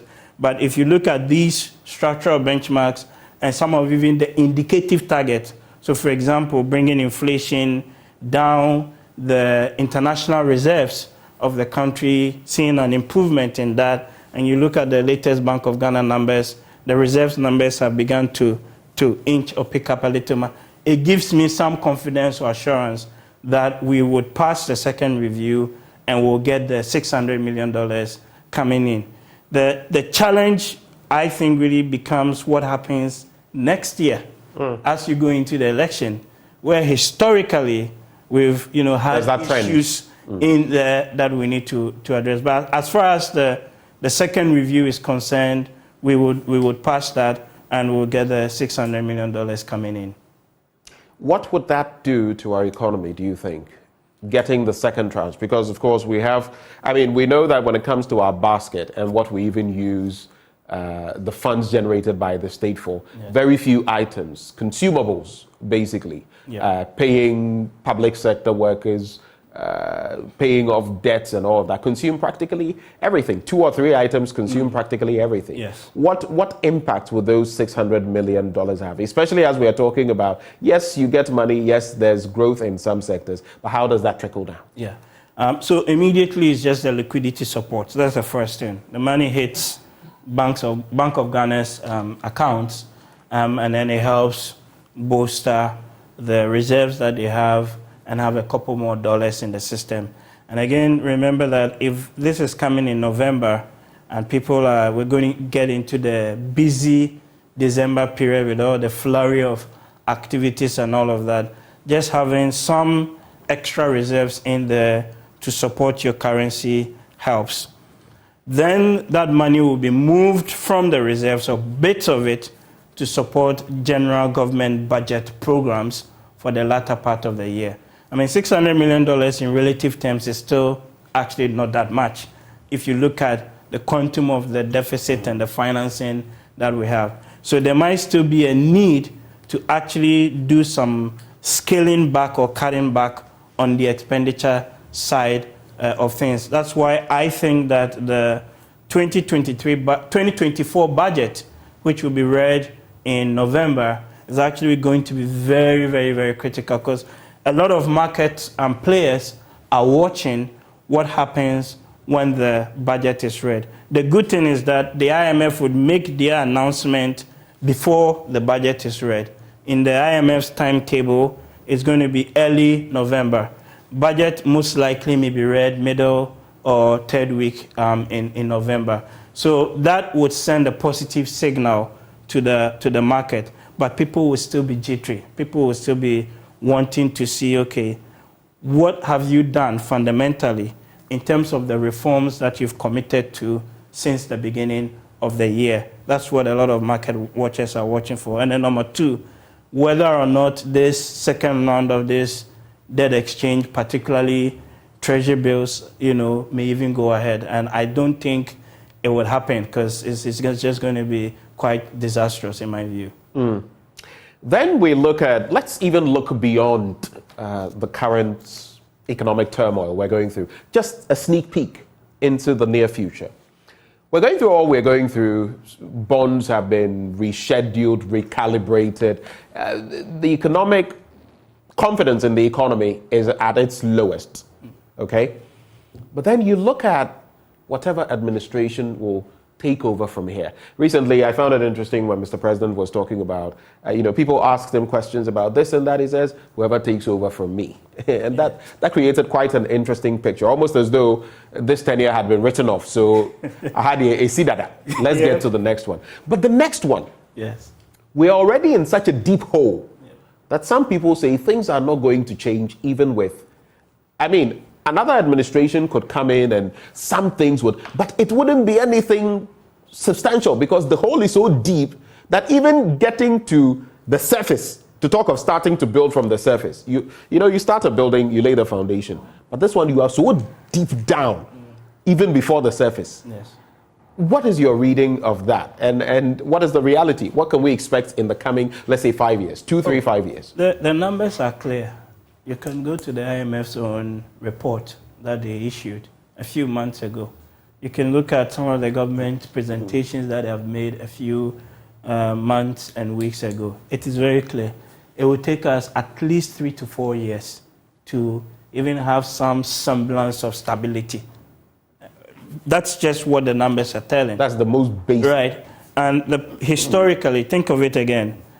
If you have a new government come in 2025, right, they will still be under an IMF program. And this program is going to run until 2026, barring any extensions that may be given, right? And if you're talking inflation in excess of 40%, for argument's sake, and it's been sticky for a while, it's not coming down as fast as you want, even when there's a lot of bumper food season, then it tells you that the road to recovery is not going to be as straightforward as we want. Number 2, the road to recovery won't be straightforward because you're looking for $15 billion to close the loophole that you have. Of that 15 billion, you're hoping to get 10.5 billion, right? 70% or 7 cedis out of every 10 cedis from restructuring your external debt.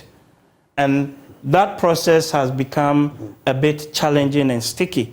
And we've seen in the case of Zambia how it took some time to get resolved. So fundamentally, until that external debt restructuring and whatever we'll get from them is resolved, there's still going to be, some lingering sort of effect of feeling as to people expecting what would come next when it comes to the economy. So with turning things around, it will take a while. It will take 3-4 years. And this is also borne by the historical data. You look at all our IMF programs that we've been to, especially in the recent times, you do the analysis, we go into it, 3 or so years, things start to improve, another election comes, and then we're down in the hole again. Just to wrap the conversation, this is my final bit to you. 2 things. You recently delivered you were the main speaker at the Banredu Memorial Lecture. Any thoughts to share from there? And then finally, do you have any thoughts on the Occupy Jolobi House demonstration and everything that happened there? Just quick thoughts. Let's start with the demonstration. People have a right to demonstrate. It's a constitutional right, right? We've seen the challenges with the economy. We've seen cost of living issues. Why are the people there in the first place? They talk about the economy, they talk about mismanagement, they talk about corruption, and the poor state of the roads. I was listening to your radio this morning, and they played a tape of this Stoneboy complaining about the motorway, and he had an accident and had to replace his knee and things like that. These are real issues, and to the extent that they affect people and that they have, negatively impacting their livelihood, they have a right to be there to protest. There were issues with police hounding, chasing people, but I think on the second and the third day, it seemed to have been a bit more though they were not allowed to get to the Jubilee and all of that. So as for the right to protest, it has to be done. And there has been no change, as far as I'm aware, in the history of the world and development where people have not had to fight, right, to get certain rights and privileges accorded to them. So for me, they're right to be there, and if they so want to protest, then so be it. I think they've even saying they're going to be staging a series of protests in December and all of that. I mean, hopefully we'll not see these scenes of arrest and all of that. But just to wrap up in terms of the lecture. Pardon me, there's something that escapes me. You could also rope in the Bank of Ghana building, the cost, the headquarters. That has also come into the fray. I mean, it escapes me, so you can just add it to it's coming into the debate. I'm not a Does it make sense? I mean, $250 million. I said, I think a few weeks ago on a news file that, of course, on hindsight, with COVID and everything, it may have made sense to pause the building.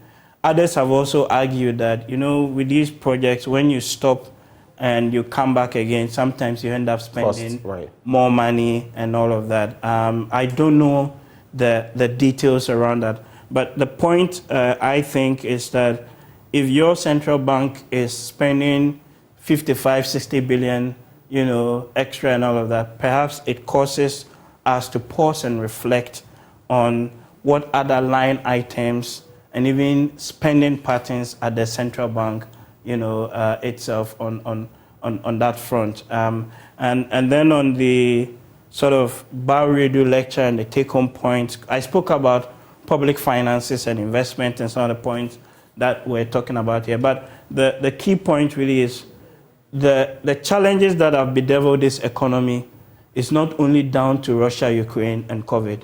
The signs were there. The fundamental weaknesses in terms of lack of diversification is all been there. Number 2.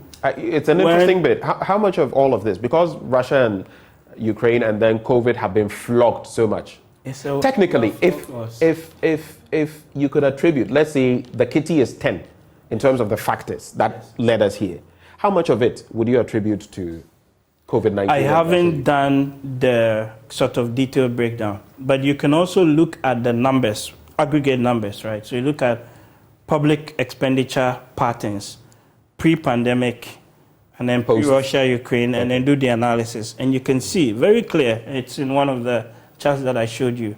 During the COVID period and Russia, Ukraine, you see a huge bulge. The gap is like this big between your revenue and your expenditure. The government came, like I said, and told us that they were only going to spend 5% or so extra, even revised the figure down up to 7.8 or so percent. But at the end of the year, when the numbers came, we're talking in excess of 13%.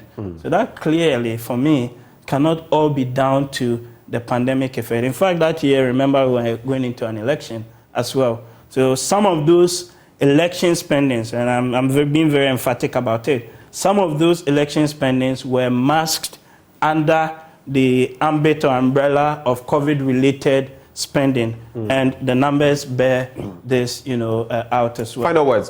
Final words, and related to this is that when it comes to the way we run our public finances, especially on the fiscal policy side, the electoral cycle effect is very, very dominant. And the analysis that I have done, others have done, shows that even over the medium term, up to 2026, 27, you will still have a constrained fiscal space.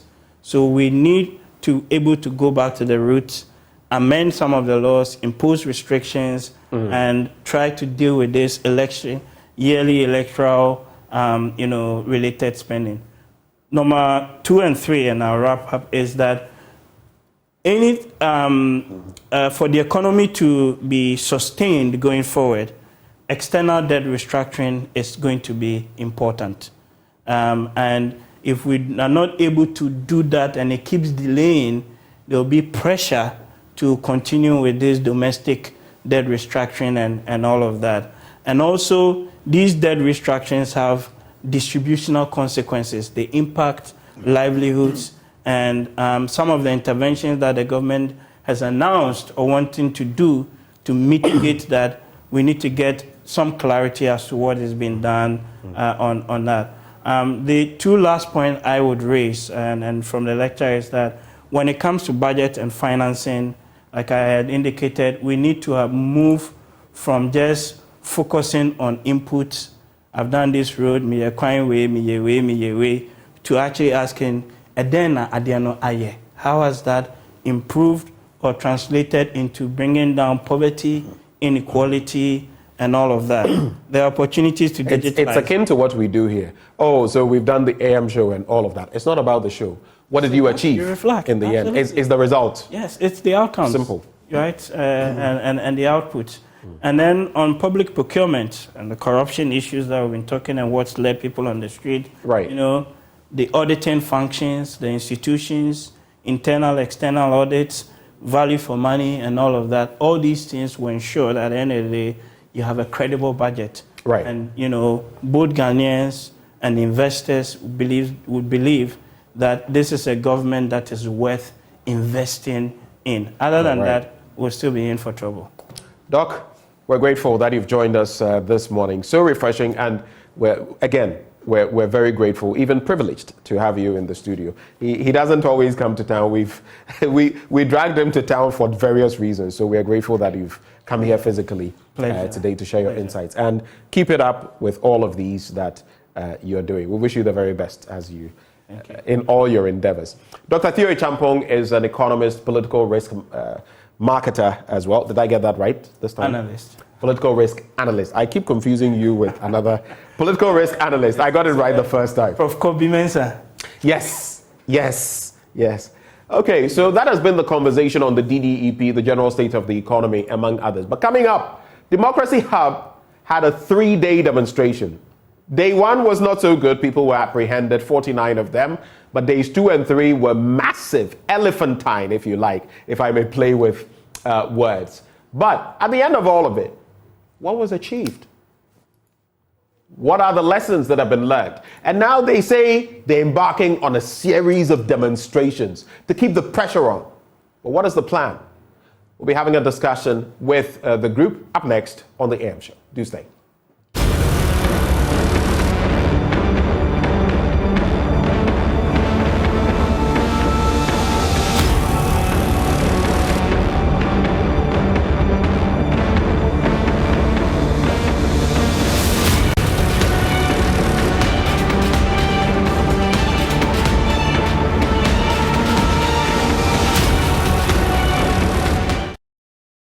He died. He died. 24-year-old. He died. Not because of sickness. The country failed them. You, I swear, God will judge you. What you did on Thursday. God. My lady, calm down. Wait, calm down. My lady, calm down. I want to hear a story. Calm down. What's your name? Nasiba. I can see. Calm down. You calm down first. Let's talk. Calm down, baby. Calm down. You're very angry. I'm very angry. What's your story? I am very angry. I'm more angrier this morning. People are dying each day. The dialysis machine in Kolebu Gospel. Do you know the number of people who died? A 24-year-old boy died this morning. His father is a teacher. Gave over 30 years of his life to the service. Could not afford transplants. Could not afford dialysis. 400 cedis a week. What do you mean? Do you know how much taxes they check out every day? The cost of living. But you bring in flowers for your daughter's birthday. You bring a cake to celebrate 11. God will judge the government. Welcome back. We continue with that conversation on the demonstration, 3-day demonstration. And the lady you just saw there, you could feel her raw anger, losing her brother in our health system. I say it all the time, and I'm unrepentant. I'll say it on air. Don't fall sick in this country, because if you do, I do everything possible not to fall ill. Because what I've seen before, and these are the problems. These are the things we want addressed in this country. You see, recently a CDD fellow, medical doctor, I believe he's a pharmacist rather, he made an important point. Look at, and I'm not mentioning this to stoke people in the wrong way or to be insensitive, but look at some of our prominent leaders who have passed in this country. You can talk of PV Obeng and his asthma attack in a taxi or in some public, and what happened. God rest his soul. Our former president, John Evans Atta Mills, and when he had his episode and going to hospital, Vice President Emisa Arthur, among others. The health system that we are failing to build, just pulling out one matter, the health system we are failing to build. Some of our leaders now, and I'm not saying that is the case with the deceased, but some of our leaders now may think, oh, you know, we get to do our routine checks outside. You go to the US, you go to the UK, you are, okay. The day you have an emergency, you may have to fall on the local systems. And that is where you see what people go through on a daily basis. That lady who was crying, losing her brother in that way, that's why she was furious. The raw anger, if you like, righteous anger of people. And that brings me into the studio. As I introduced to you, our guest is a member of Fix the Country Democracy Hub in the person of Benjamin Dako. He is head of programs at Democracy Hub and a convener with Fix the Country. Benjamin, thanks for joining. Thanks for having me. You bear my name. Yeah. Or is it I who bear your name? I do. Anyway, so yes, we had a conversation yesterday, but today we're starting afresh. Walk us through basically what have been the major takeaways on the back of this 3-day endeavor? And I've seen some people say you couldn't even submit a petition. You didn't have a petition. Is that the case? No. You had a petition? Yes. Basically, with all of our demonstrations, if we get to serve a notice and then we tell the police where we want to go to and there's a blockade, we tend to take our petitions away because then it didn't even allow us to exercise our rights to the fullest. So we also tend to say, okay, people are venting, this is what they have. They said it. You decide not to allow us access to where you are, so you can also hear us from where you are. So these are our demands to just walk and go back home. We've done it at Parliament before. We do write our petitions, but we do not beg anyone. That is the main reason why we are going out there. We think people coming out to speak is the biggest message to take away from this whole thing, not something that is written on documents. And these are not something new that we are bringing up. These are legacy issues that it's been plaguing this country for years and years now. Talk about health system, poor road networks, improper drainage system that we have in Accra here, the fact that our school system is failing us, the fact that we do not have enough jobs, and the fact that the creatives amongst us who are educated with our taxes are fleeing in their droves out of this country. These are the things that are plaguing us, and we are calling on the government and those that we vote into power to fix them. And these are basically the things that we are asking for. Now, my biggest takeaway is that Ghanaians actually showed for the first time that we can put aside all our differences, political affiliations, blah, blah, that we have, things that divide us, and speak as one people, seeking the better interest for our state. That is the biggest takeaway. And it was very, very beautiful to see Ghanaians come out support. We had people driving in food vans to come and feed protesters in the morning, afternoon, and evening. It's something that shows that solidarity that Nkrumah spoke about when he was talking about the Ghanaian people to the international. And Nkrumah, the Osajefo was at your demonstration, in a way, because his granddaughter featured. Yeah. So in some way, you could say there was a representation of the Osajefo himself. His bloodline featured. Exactly. And we had the spirit also with us. Let's talk about that presence you speak of, because we also had some known faces showing up. EL was there, Kwao Kese was there, Stoneboy was there. We heard him speaking passionately, among others. Known, figures, prominent figures, musicians, among others showed up. Was that quite a booster? And even as you reflect on that, how about the other side? Sarkodie did not show up, but he was posting messages about people chasing clout. He was posting parables also. He was posting parables, eh? Yes. Sarkodie actually communicates a lot through his music. During the past administration, we've heard songs from like Inflation, The Masses, that he used to criticize governments. Now, these are things that we want to see from people that we call celebrities, because they have that reach, and they have that following. People listen to them. If something is happening within our country and then you are trying to communicate with us and you use parables and proverbs, it doesn't go very well with us. And yes, if people are chasing clouds, Sarkodie, we are talking to you. Next time we have a protest, please come and chase clouds also. We want to see you chasing clouds over there. Because nobody is counting cloud there. Your presence is needed. Whether they come there to come and maybe do something for photo op or something, we do not care.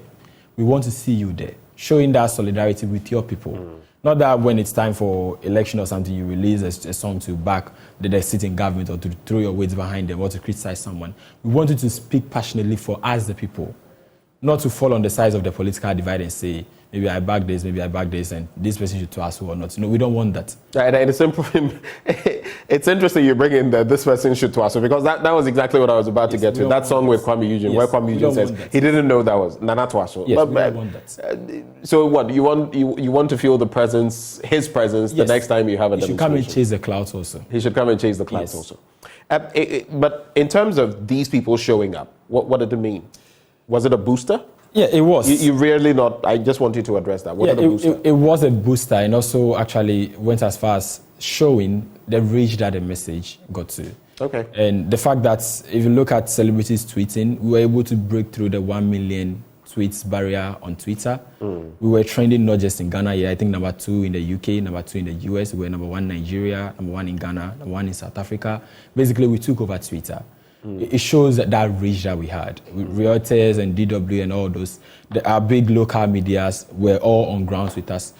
For the first time, I saw prominent journalists known within this country as part of protesters who are also trying to push across their concerns and things that bedevil them on a day-to-day basis within this country, things that affect them on a day-to-day basis. And if you glance through the protesters, these are not people who will say that are on the low end of the economic chain. These are people who are basically within the middle class range and maybe the upper lower class range.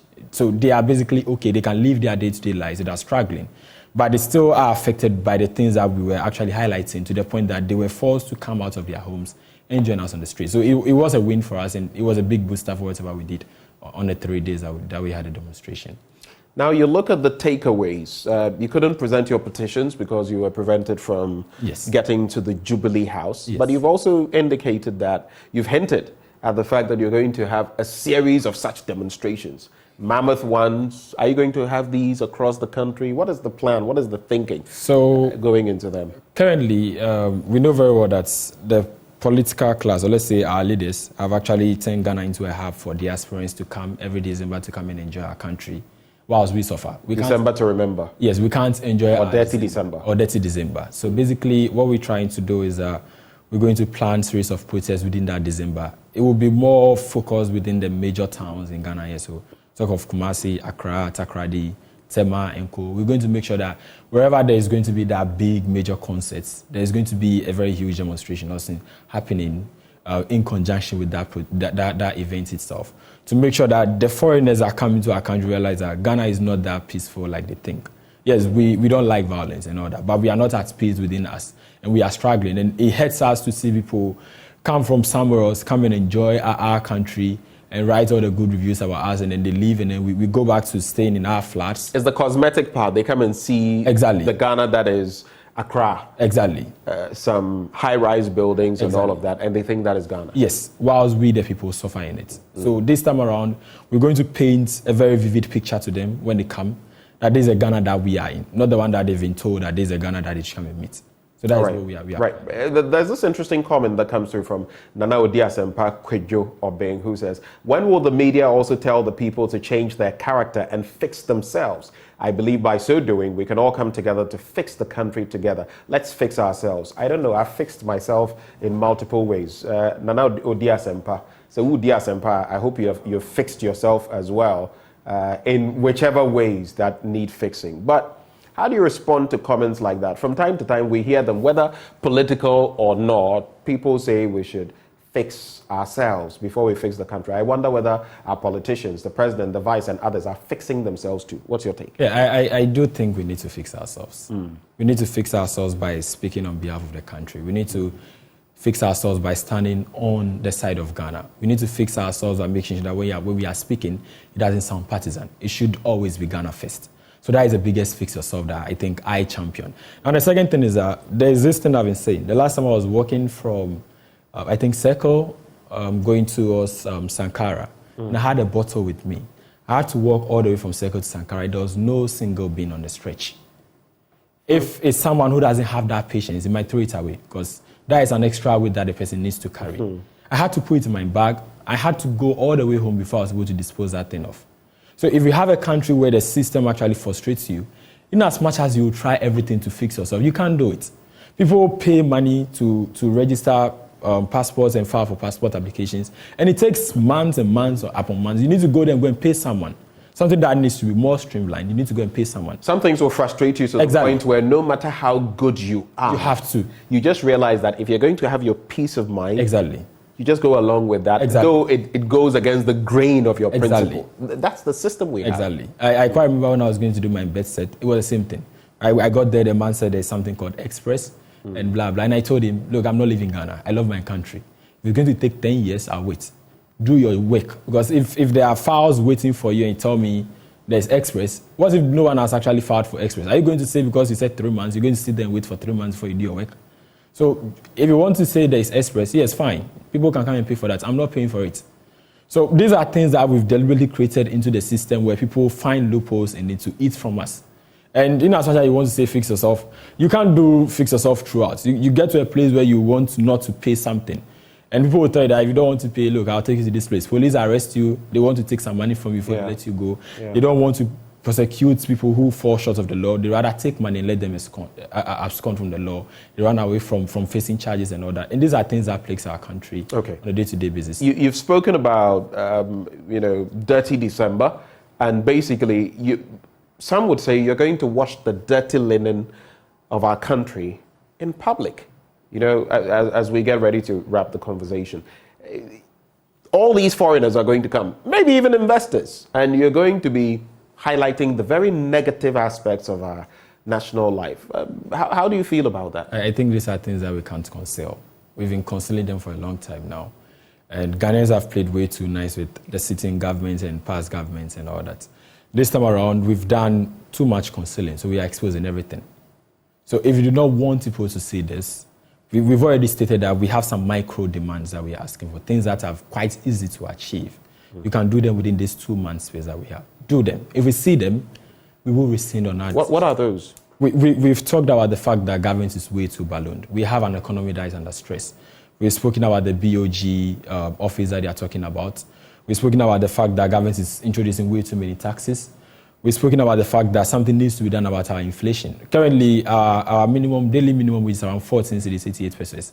2 tins of milk is 15 Ghana cedis. We can't live in this country like that. So these are the micro things that we are demanding for. The long-term things is the fact that we want a new constitution. We've talked about the economic charter, the fact that we want a more legally binding national defense plan. These are long-term things that we are demanding for. But within the short term, we are saying that we want to see some micro changes that government can do within these 2 months. And as soon as we see them, yes, we might give them that doubt that, okay, they are going to work on these things for us. And then afterwards, if we do not see anything when the new year beckons, then we might go on and organize something. And one of the biggest things that will actually influence our decision is actually fixed on the budget that will be ready in November. So we're waiting to see what government will be introducing in Parliament as a budget for this country for next year. If it doesn't bode well with us, we are continuing with this. And I don't think that it's safe to say that if something bad is happening in your room and you conceal it for a long time, it will get to a point where the rot will actually come out on its own. Ben, thank you for joining me once more in the studio on this very important matter. Benjamin Dako, is head of program. How do you pronounce yours? Dako. Okay. Benjamin Dako, head of programs at Democracy Hub and a convener of Fix the Country. Before we move on to our next conversation, and it's NSMQ season again, let me tell you, it's the final showdown, and which school will emerge the overall winner of the maiden edition of Joy Prime's Big Chef Tertiary and run off with the cash prize of 20,000 Ghana cedis. So cool. 10,000 liters of Syntex tank and other amazing products from our sponsors. Big Chef Tertiary Grand Finale is coming to the Volta region, specifically Ho Technical University campus on Sunday, the 1st of October 2023 at 4 p.m. on the dot. You have a 40% say in this grand finale by voting for your favorite institution via the short code *713*208# and following the prompt.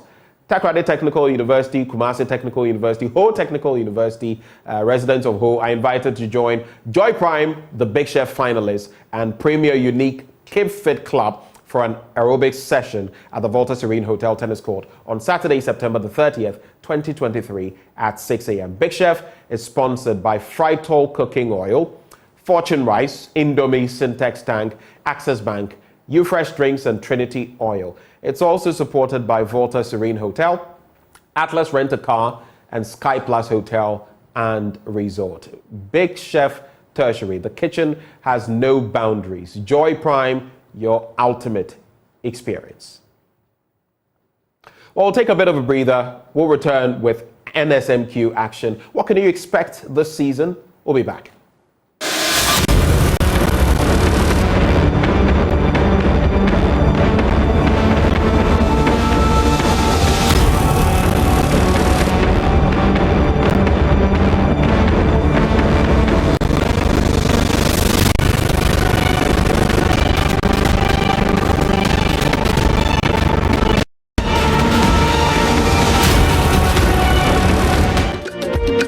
Welcome back. It's NSMQ season again. I could say we're in season 30. That sounds 30. Wow. Anyway, here we are, National Science and Math Quiz. That time of the year is up again, and the schools are going to go hard at it. Sometimes I listen to, the sound bites and all of that, and what it means to the schools to win, and it's just amazing, pure joy. But joining us for that conversation, we have Nana Acheampong Mensa Bonsu, Managing Director, Prime Time Limited. Also joining the conversation, Professor Elsie Ifa Kaufman, NSMQ quiz mistress. You know her.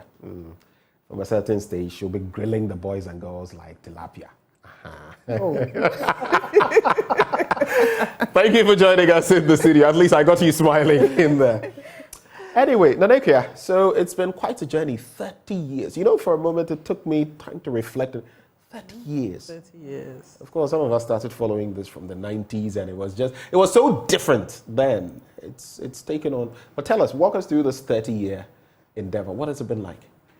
Well, it's been stressful, I'm sure, all these years. But it's been fun. It's been good work, hard work. It's been interesting. It's been fulfilling. In the 10 years that I have been running it, as you know, the NSMQ was started by my father, and I started running it from 2013. So from the time that I've been running it, so it's been some 10 years now. Yes, it's been some 10 years now, and it's been quite a journey, quite an experience. We've learned a lot of things on the program, and we've also learned to be innovative, change things around, freshen stuff up. Innovation. Yes. We've had to innovate. We've had to innovate, and just grind through, even when you are going through a lot of difficulties. We've running a program like this on this scale. We deal with over 500 schools every year, and running a program like this requires a really big budget. So every year has its challenges, but there's always that part about the money, and somehow we managed to sail through.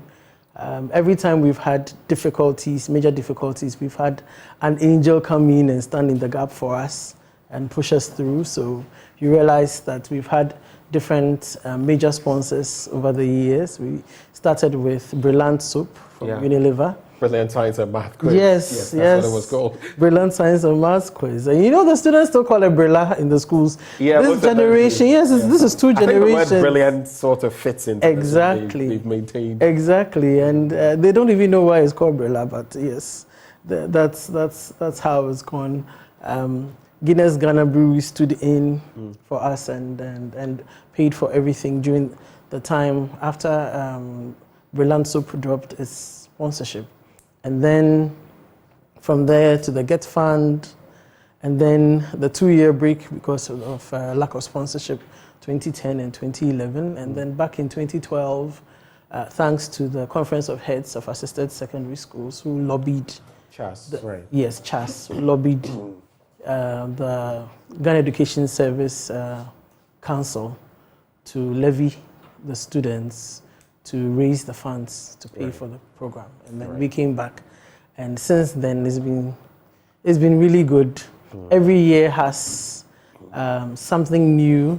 In 2 years from the relaunch, so in 2014 we moved up from it was gradual, not exactly, but 2 years is a really short time to move from 40 participating schools to 135. But then it changes the dynamics of everything immediately. And we had to change to suit the numbers and all those things that demanded. The number of contests moving from 40 to 76, having to get sounds like the European champions or the African champions. Having to get Professor Kaufman, some help by getting other quiz mistresses for the preliminary round. Now they're doing both preliminary and the 1/8. Okay. And changing the you come through from the semi-final. From the quarterfinals. From the quarterfinals. Yes. We had to change the format of the program, take out some rounds, mix some things around. We had the speed race in 2016. We had the substitution in 2019. Little things that go a long way to make the program fresh. You've had to innovate, keep it fresh, of course, because it must match up with time. But come to you, Prof. 30 years is a long time. You've not been here all through the 30 years. I remember some of those who used to. But you've been here for quite a while. How long have you been with the brand NSMQ? And how did this start for you? I showed up on stage for the first time in 2006.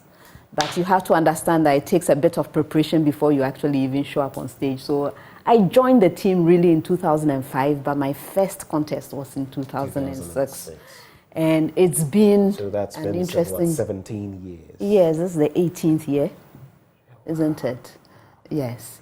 So it's been a long time. The contestants I meet these days were not born when I started. I was just about to say some of them are the same age as your tenure with, your run with NSMP. Exactly. Wow. And so it's been an interesting journey. We've improved every year. I am more concerned about the technical aspects of the program to keep people engaged for this long. You have to know something is happening in the background.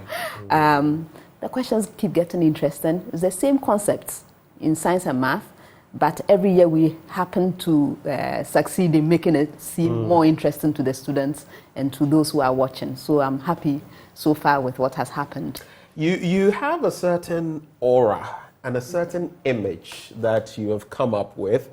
So I hear among the schools, especially those who may be first-time contenders, there's this thing about when they are complaining about the questions at that level, regional level, you are now starting off, then they will be told, you wait till you come to Accra and meet the woman. And the woman is Prof herself, whether it's Kumasi or Accra. When you come face to face with Prof, then you know. Then you know you are in the competition. Then you know you are in the competition. Good.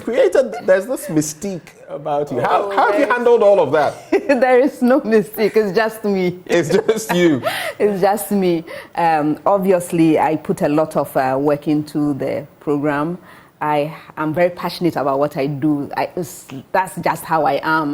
When I choose to do something, I will put my all in it. And so it's not surprising that I bring that kind of passion to the program when I'm on there. Yes. So basically what she's saying is, I'll smile with you, but when it comes for the time for me to jab you with the questions, it's no mess. business. It is what it is. It's business, purely business. Let me come back to the Acheampong. So, I mean, through all this 30-year journey, there have been ups and downs, highs and lows and all of that, part of which you've spoken of, especially when it comes to the funding end of things. But now you are launching the 30th anniversary, so to speak, and this 30th campaign, if you like. Yes. What's going to be happening there? Tell us a bit more about that. We have a lot that's happening. We are launching the National Championship tomorrow. Okay. At 3 p.m. at the Nat Hall. So we'll be doing the balloting for the prelims there. So the schools know in advance who they are meeting at the prelims and can prepare for that. And then afterwards, we move to Kumasi. This year, we are doing two centers, so 2 regions. We'll do the prelims to the semi-final in Kumasi, and then we'll come back to Accra to the National Theatre for the grand finale. Okay. And it's going to be really interesting. So when is balloting and all of that happening? So the balloting for the prelims is happening tomorrow at the launch, and then the balloting for the 1/8 will happen in Kumasi after the prelims. So we'll have the seeded schools join us in there. We're doing a few things that are different this time. We have the private schools joining in as a group, a block this time. As a block? 7 of them, yes, there are 7 of them. Over the years, we've had 1 or 2 of them join in. But wait, the time when Sunrise, I remember Sunrise, they pulled Sunrise. Were they a private institution? They're a private school. So I do recall, at least they came to mind. Yes, so they're coming back with their brothers and sisters on the private side to join in.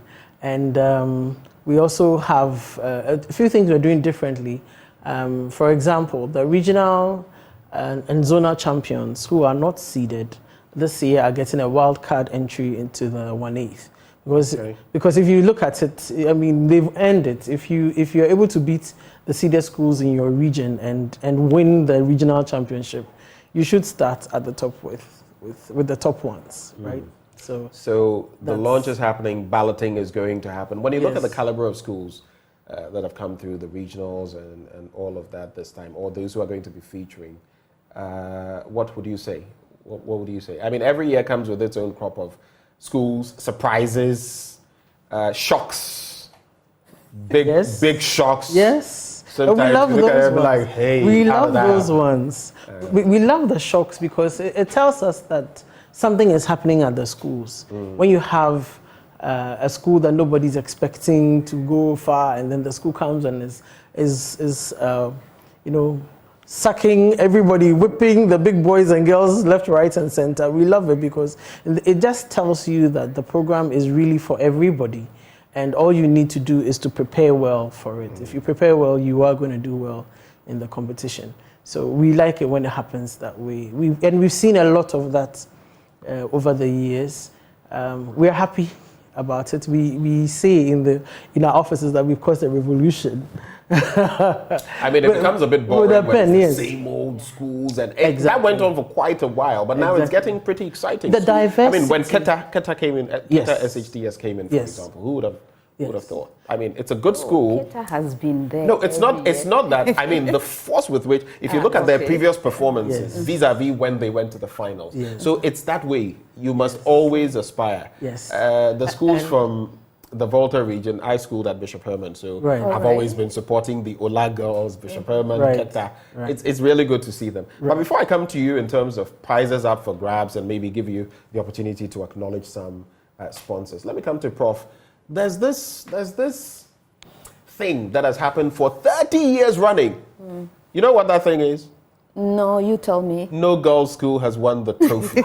No girls' school for 30 years. What's going on, Prof? Well, maybe this is the year. Who knows? What is it? I mean, you look at it, what reflects on the national level when it comes to, for example, science education and the schools.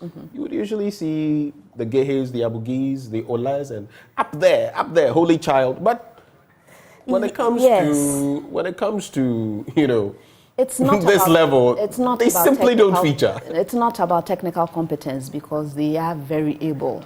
If it were about technical competence, the girls' schools would have won long ago. It's a little bit also about the strategy and the gamesmanship and the preparation. This is a game.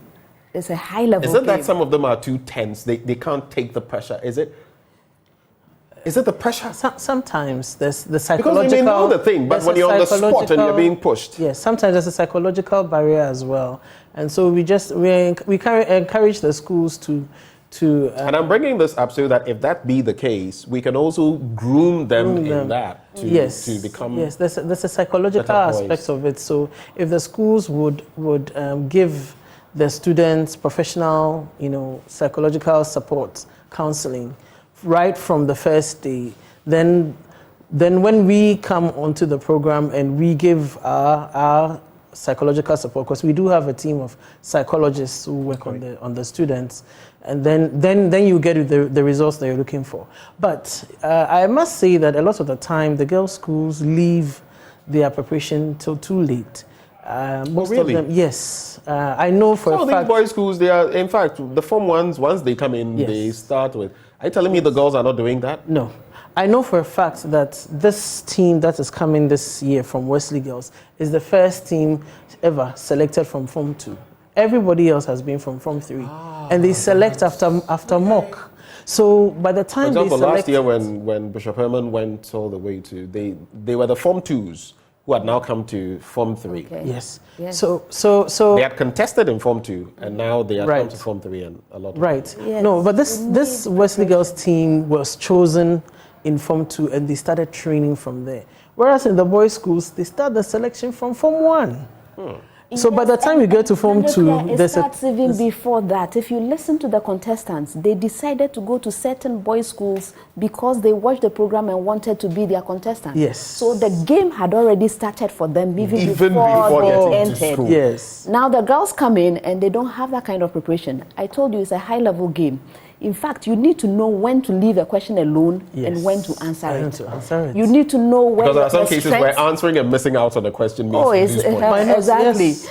It's a game of strategy, and you need to know your teammates. You need to know your strengths. You need to know when to go for it and when not to go for it. If you have not had enough time preparing and getting ready for this kind of thing, you are now doing double thinking I am at going the last to minute. do something that probably, you are both women. I shouldn't be the only advocate here. So I'm saying, while we are not going to twist any arms I think both of you should also do as much as possible to sensitize the girls on some of the things they need? Because if the boys are doing it, all I'm saying is equal opportunity so that the girls as well can put their best foot I have forward. been doing it. I talk to anyone who will ask me. I don't hold anything back. Of course, I don't know the details of the planning of any particular school, but I tell them what the program is about, what the competition is like. All you have to do is ask me, and I tell them. Even now, I'm saying it. What more do you need me to do? I cannot be a contestant. You can't be a contestant, and if you were, you wouldn't know the questions. But you know, obviously, if you were, you wouldn't know the questions. Before we wrap up on this conversation, I'll come back to you on what some of your most cherished moments are on this and what you're looking forward to this year. But for you, what prizes are at stake this year, and any sponsors to acknowledge? Oh yes. We make it a point to make this competition exciting in every way. So we have the grand prizes for the finalists. So a total of 70,000 for the winning school. How much of this goes to the...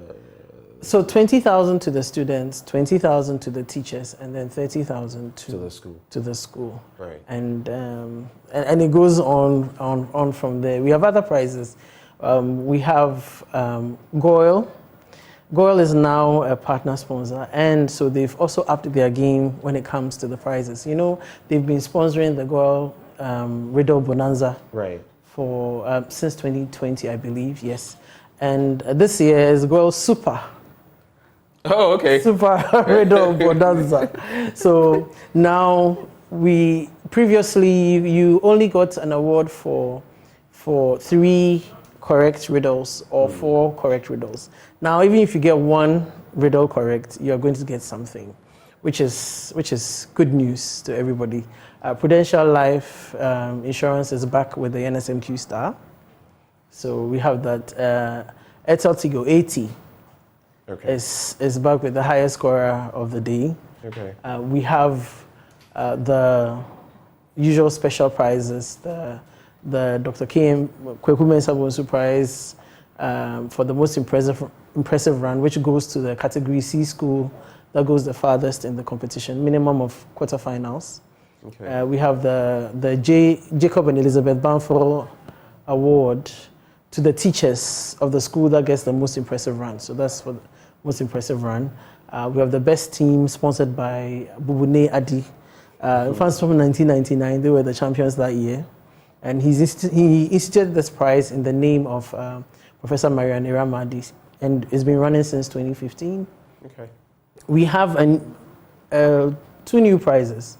Okay, tell me about those. Yes, so we have the Good Energy Double Champion Award. That's sponsored by Goyle. You know, since we started the regional championship, which is another innovation, and in 2019, the winners of the competition have all been regional champions. And it's a big thing, but we've taken it for granted because from the get-go... It's always a regional champion that wins. From the get-go, I guess that's the starting point, to be a regional champion. Be a regional champion, yes. So if you're a regional champion... Or a zonal champion. Yes, regional or zonal, yes. Volta region OT. Yes. So that, yes, in 2021 we had three champions, regional or zonal champions in the finals. So Prempe, Presec, and Keta Senior High School. So there's a double champion sponsored by Goyle. It's called Good Energy. And then we have an award instituted in honor of Prof. Elsie Kaufman. It's yes.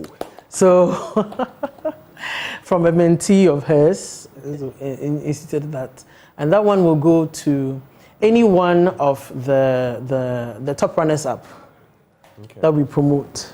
Okay. So you know, sometimes to make up the numbers for maybe a round, we promote the top runners-up from the previous round or the previous to join in. So whether you join in as a top runner-up from the regionals or from the prelims, the one who goes the farthest is going to get that award. So it looks like quite a package this year with the add-ons. So more prizes to be won. And it also means that some schools can earn multiple prizes along the way. And even apart from maybe winning the ultimate, the 70K and everything, you can win personal prizes along the way. And you make some money while because the economy had.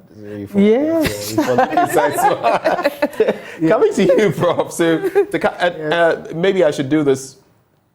I'll come to Prof and then sponsors. You acknowledge them and then we'll couple. Thank you. What would be your fondest memory or memories in NSMQ? Do you have any one or ones that really stand out? Interestingly, when I finish a contest, I don't remember anything. Wow. So it's a clean slate. You're like a priest who hears confessions. Yes, I have to do that.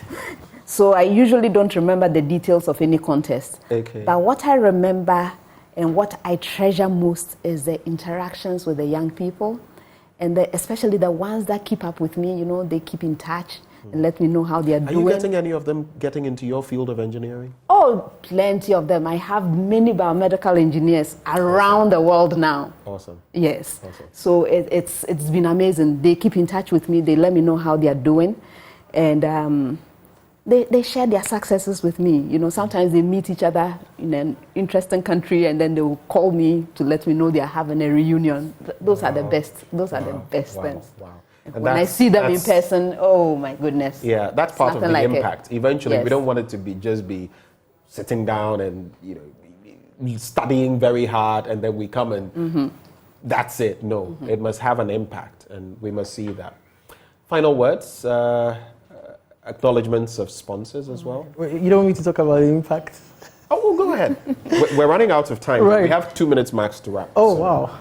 Okay, so then let me say thank you to our sponsors. And then if there's time, then I can talk about one or two things that nobody's thought about, but it's still an impact. When you think about pop culture, and people saying, "Oh, this one is the problem of the day. We need somebody to solve it," and the SIG tune of the NSMQ. But we've had lots of people who've got scholarships, used the NSMQ as supporting, to be able to get scholarships. And through our sponsorship agreements with Academic City and University College and Accra College of Medicine, we've been giving scholarships to students. Last year, the Tumfo, Osetutu, the second foundation, gave a scholarship to any one of the contestants who would pursue a STEM-related program at the KNUST. Okay. So that is still going on.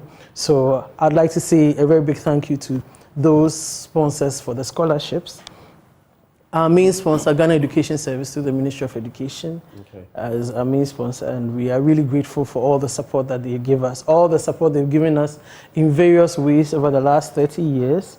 GOEL PLC, our new partner sponsor, Prudential Life Insurance Ghana, Eteltigo, Pepsodent. Unilever is back this year, our 30th anniversary, and they are jazzing up the speed race with Pepsodent. Beta Malt, the Ghanaian Academic Research Network, Garnet, Coronation Insurance, Accra College of Medicine, and Academic City. We have Cowbell from Promasidor, Bell Aqua, GTP. You see, we are wearing some really beautiful new designs. Thanks to GTP. We haven't forgotten Absa Bank and then YFM. So these are our sponsors.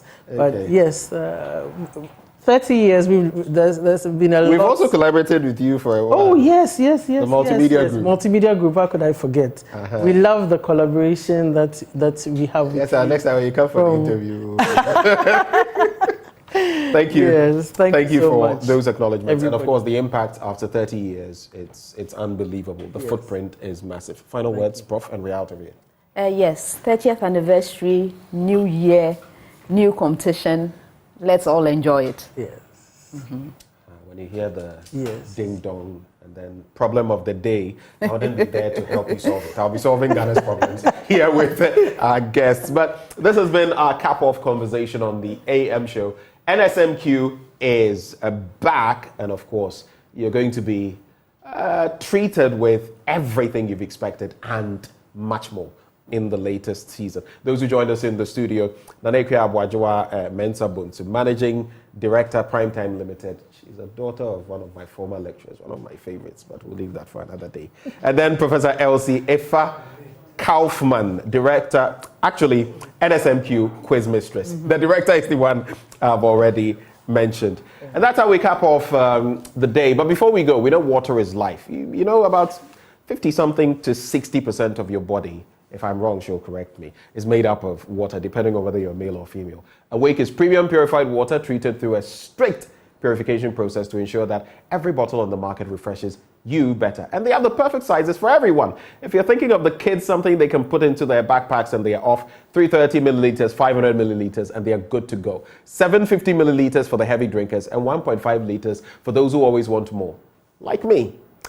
They also have 19-liter jar bottles, which are ideal for homes and offices. So all you must do now is drink Awake Purified Drinking Water wherever you go. Just take it with you. Choose a bottle of Awake Purified Drinking Water today and get quality hydration. Awake Purified Drinking Water, one for life. The most heartwarming aspect for me. For every bottle you buy, an amount is donated to the National Cardiothoracic Center. That is indeed heartwarming. It's another quality product by Casapreco Company Limited. For bulk purchases, just reach them on 0262 351 251. And remember, this advert is FDA approved. It's on this note, this very watery note, it did rain this morning, that we cap off the show. My name is Benjamin Akakpo. Stay tuned for Joy News Desk. Up next.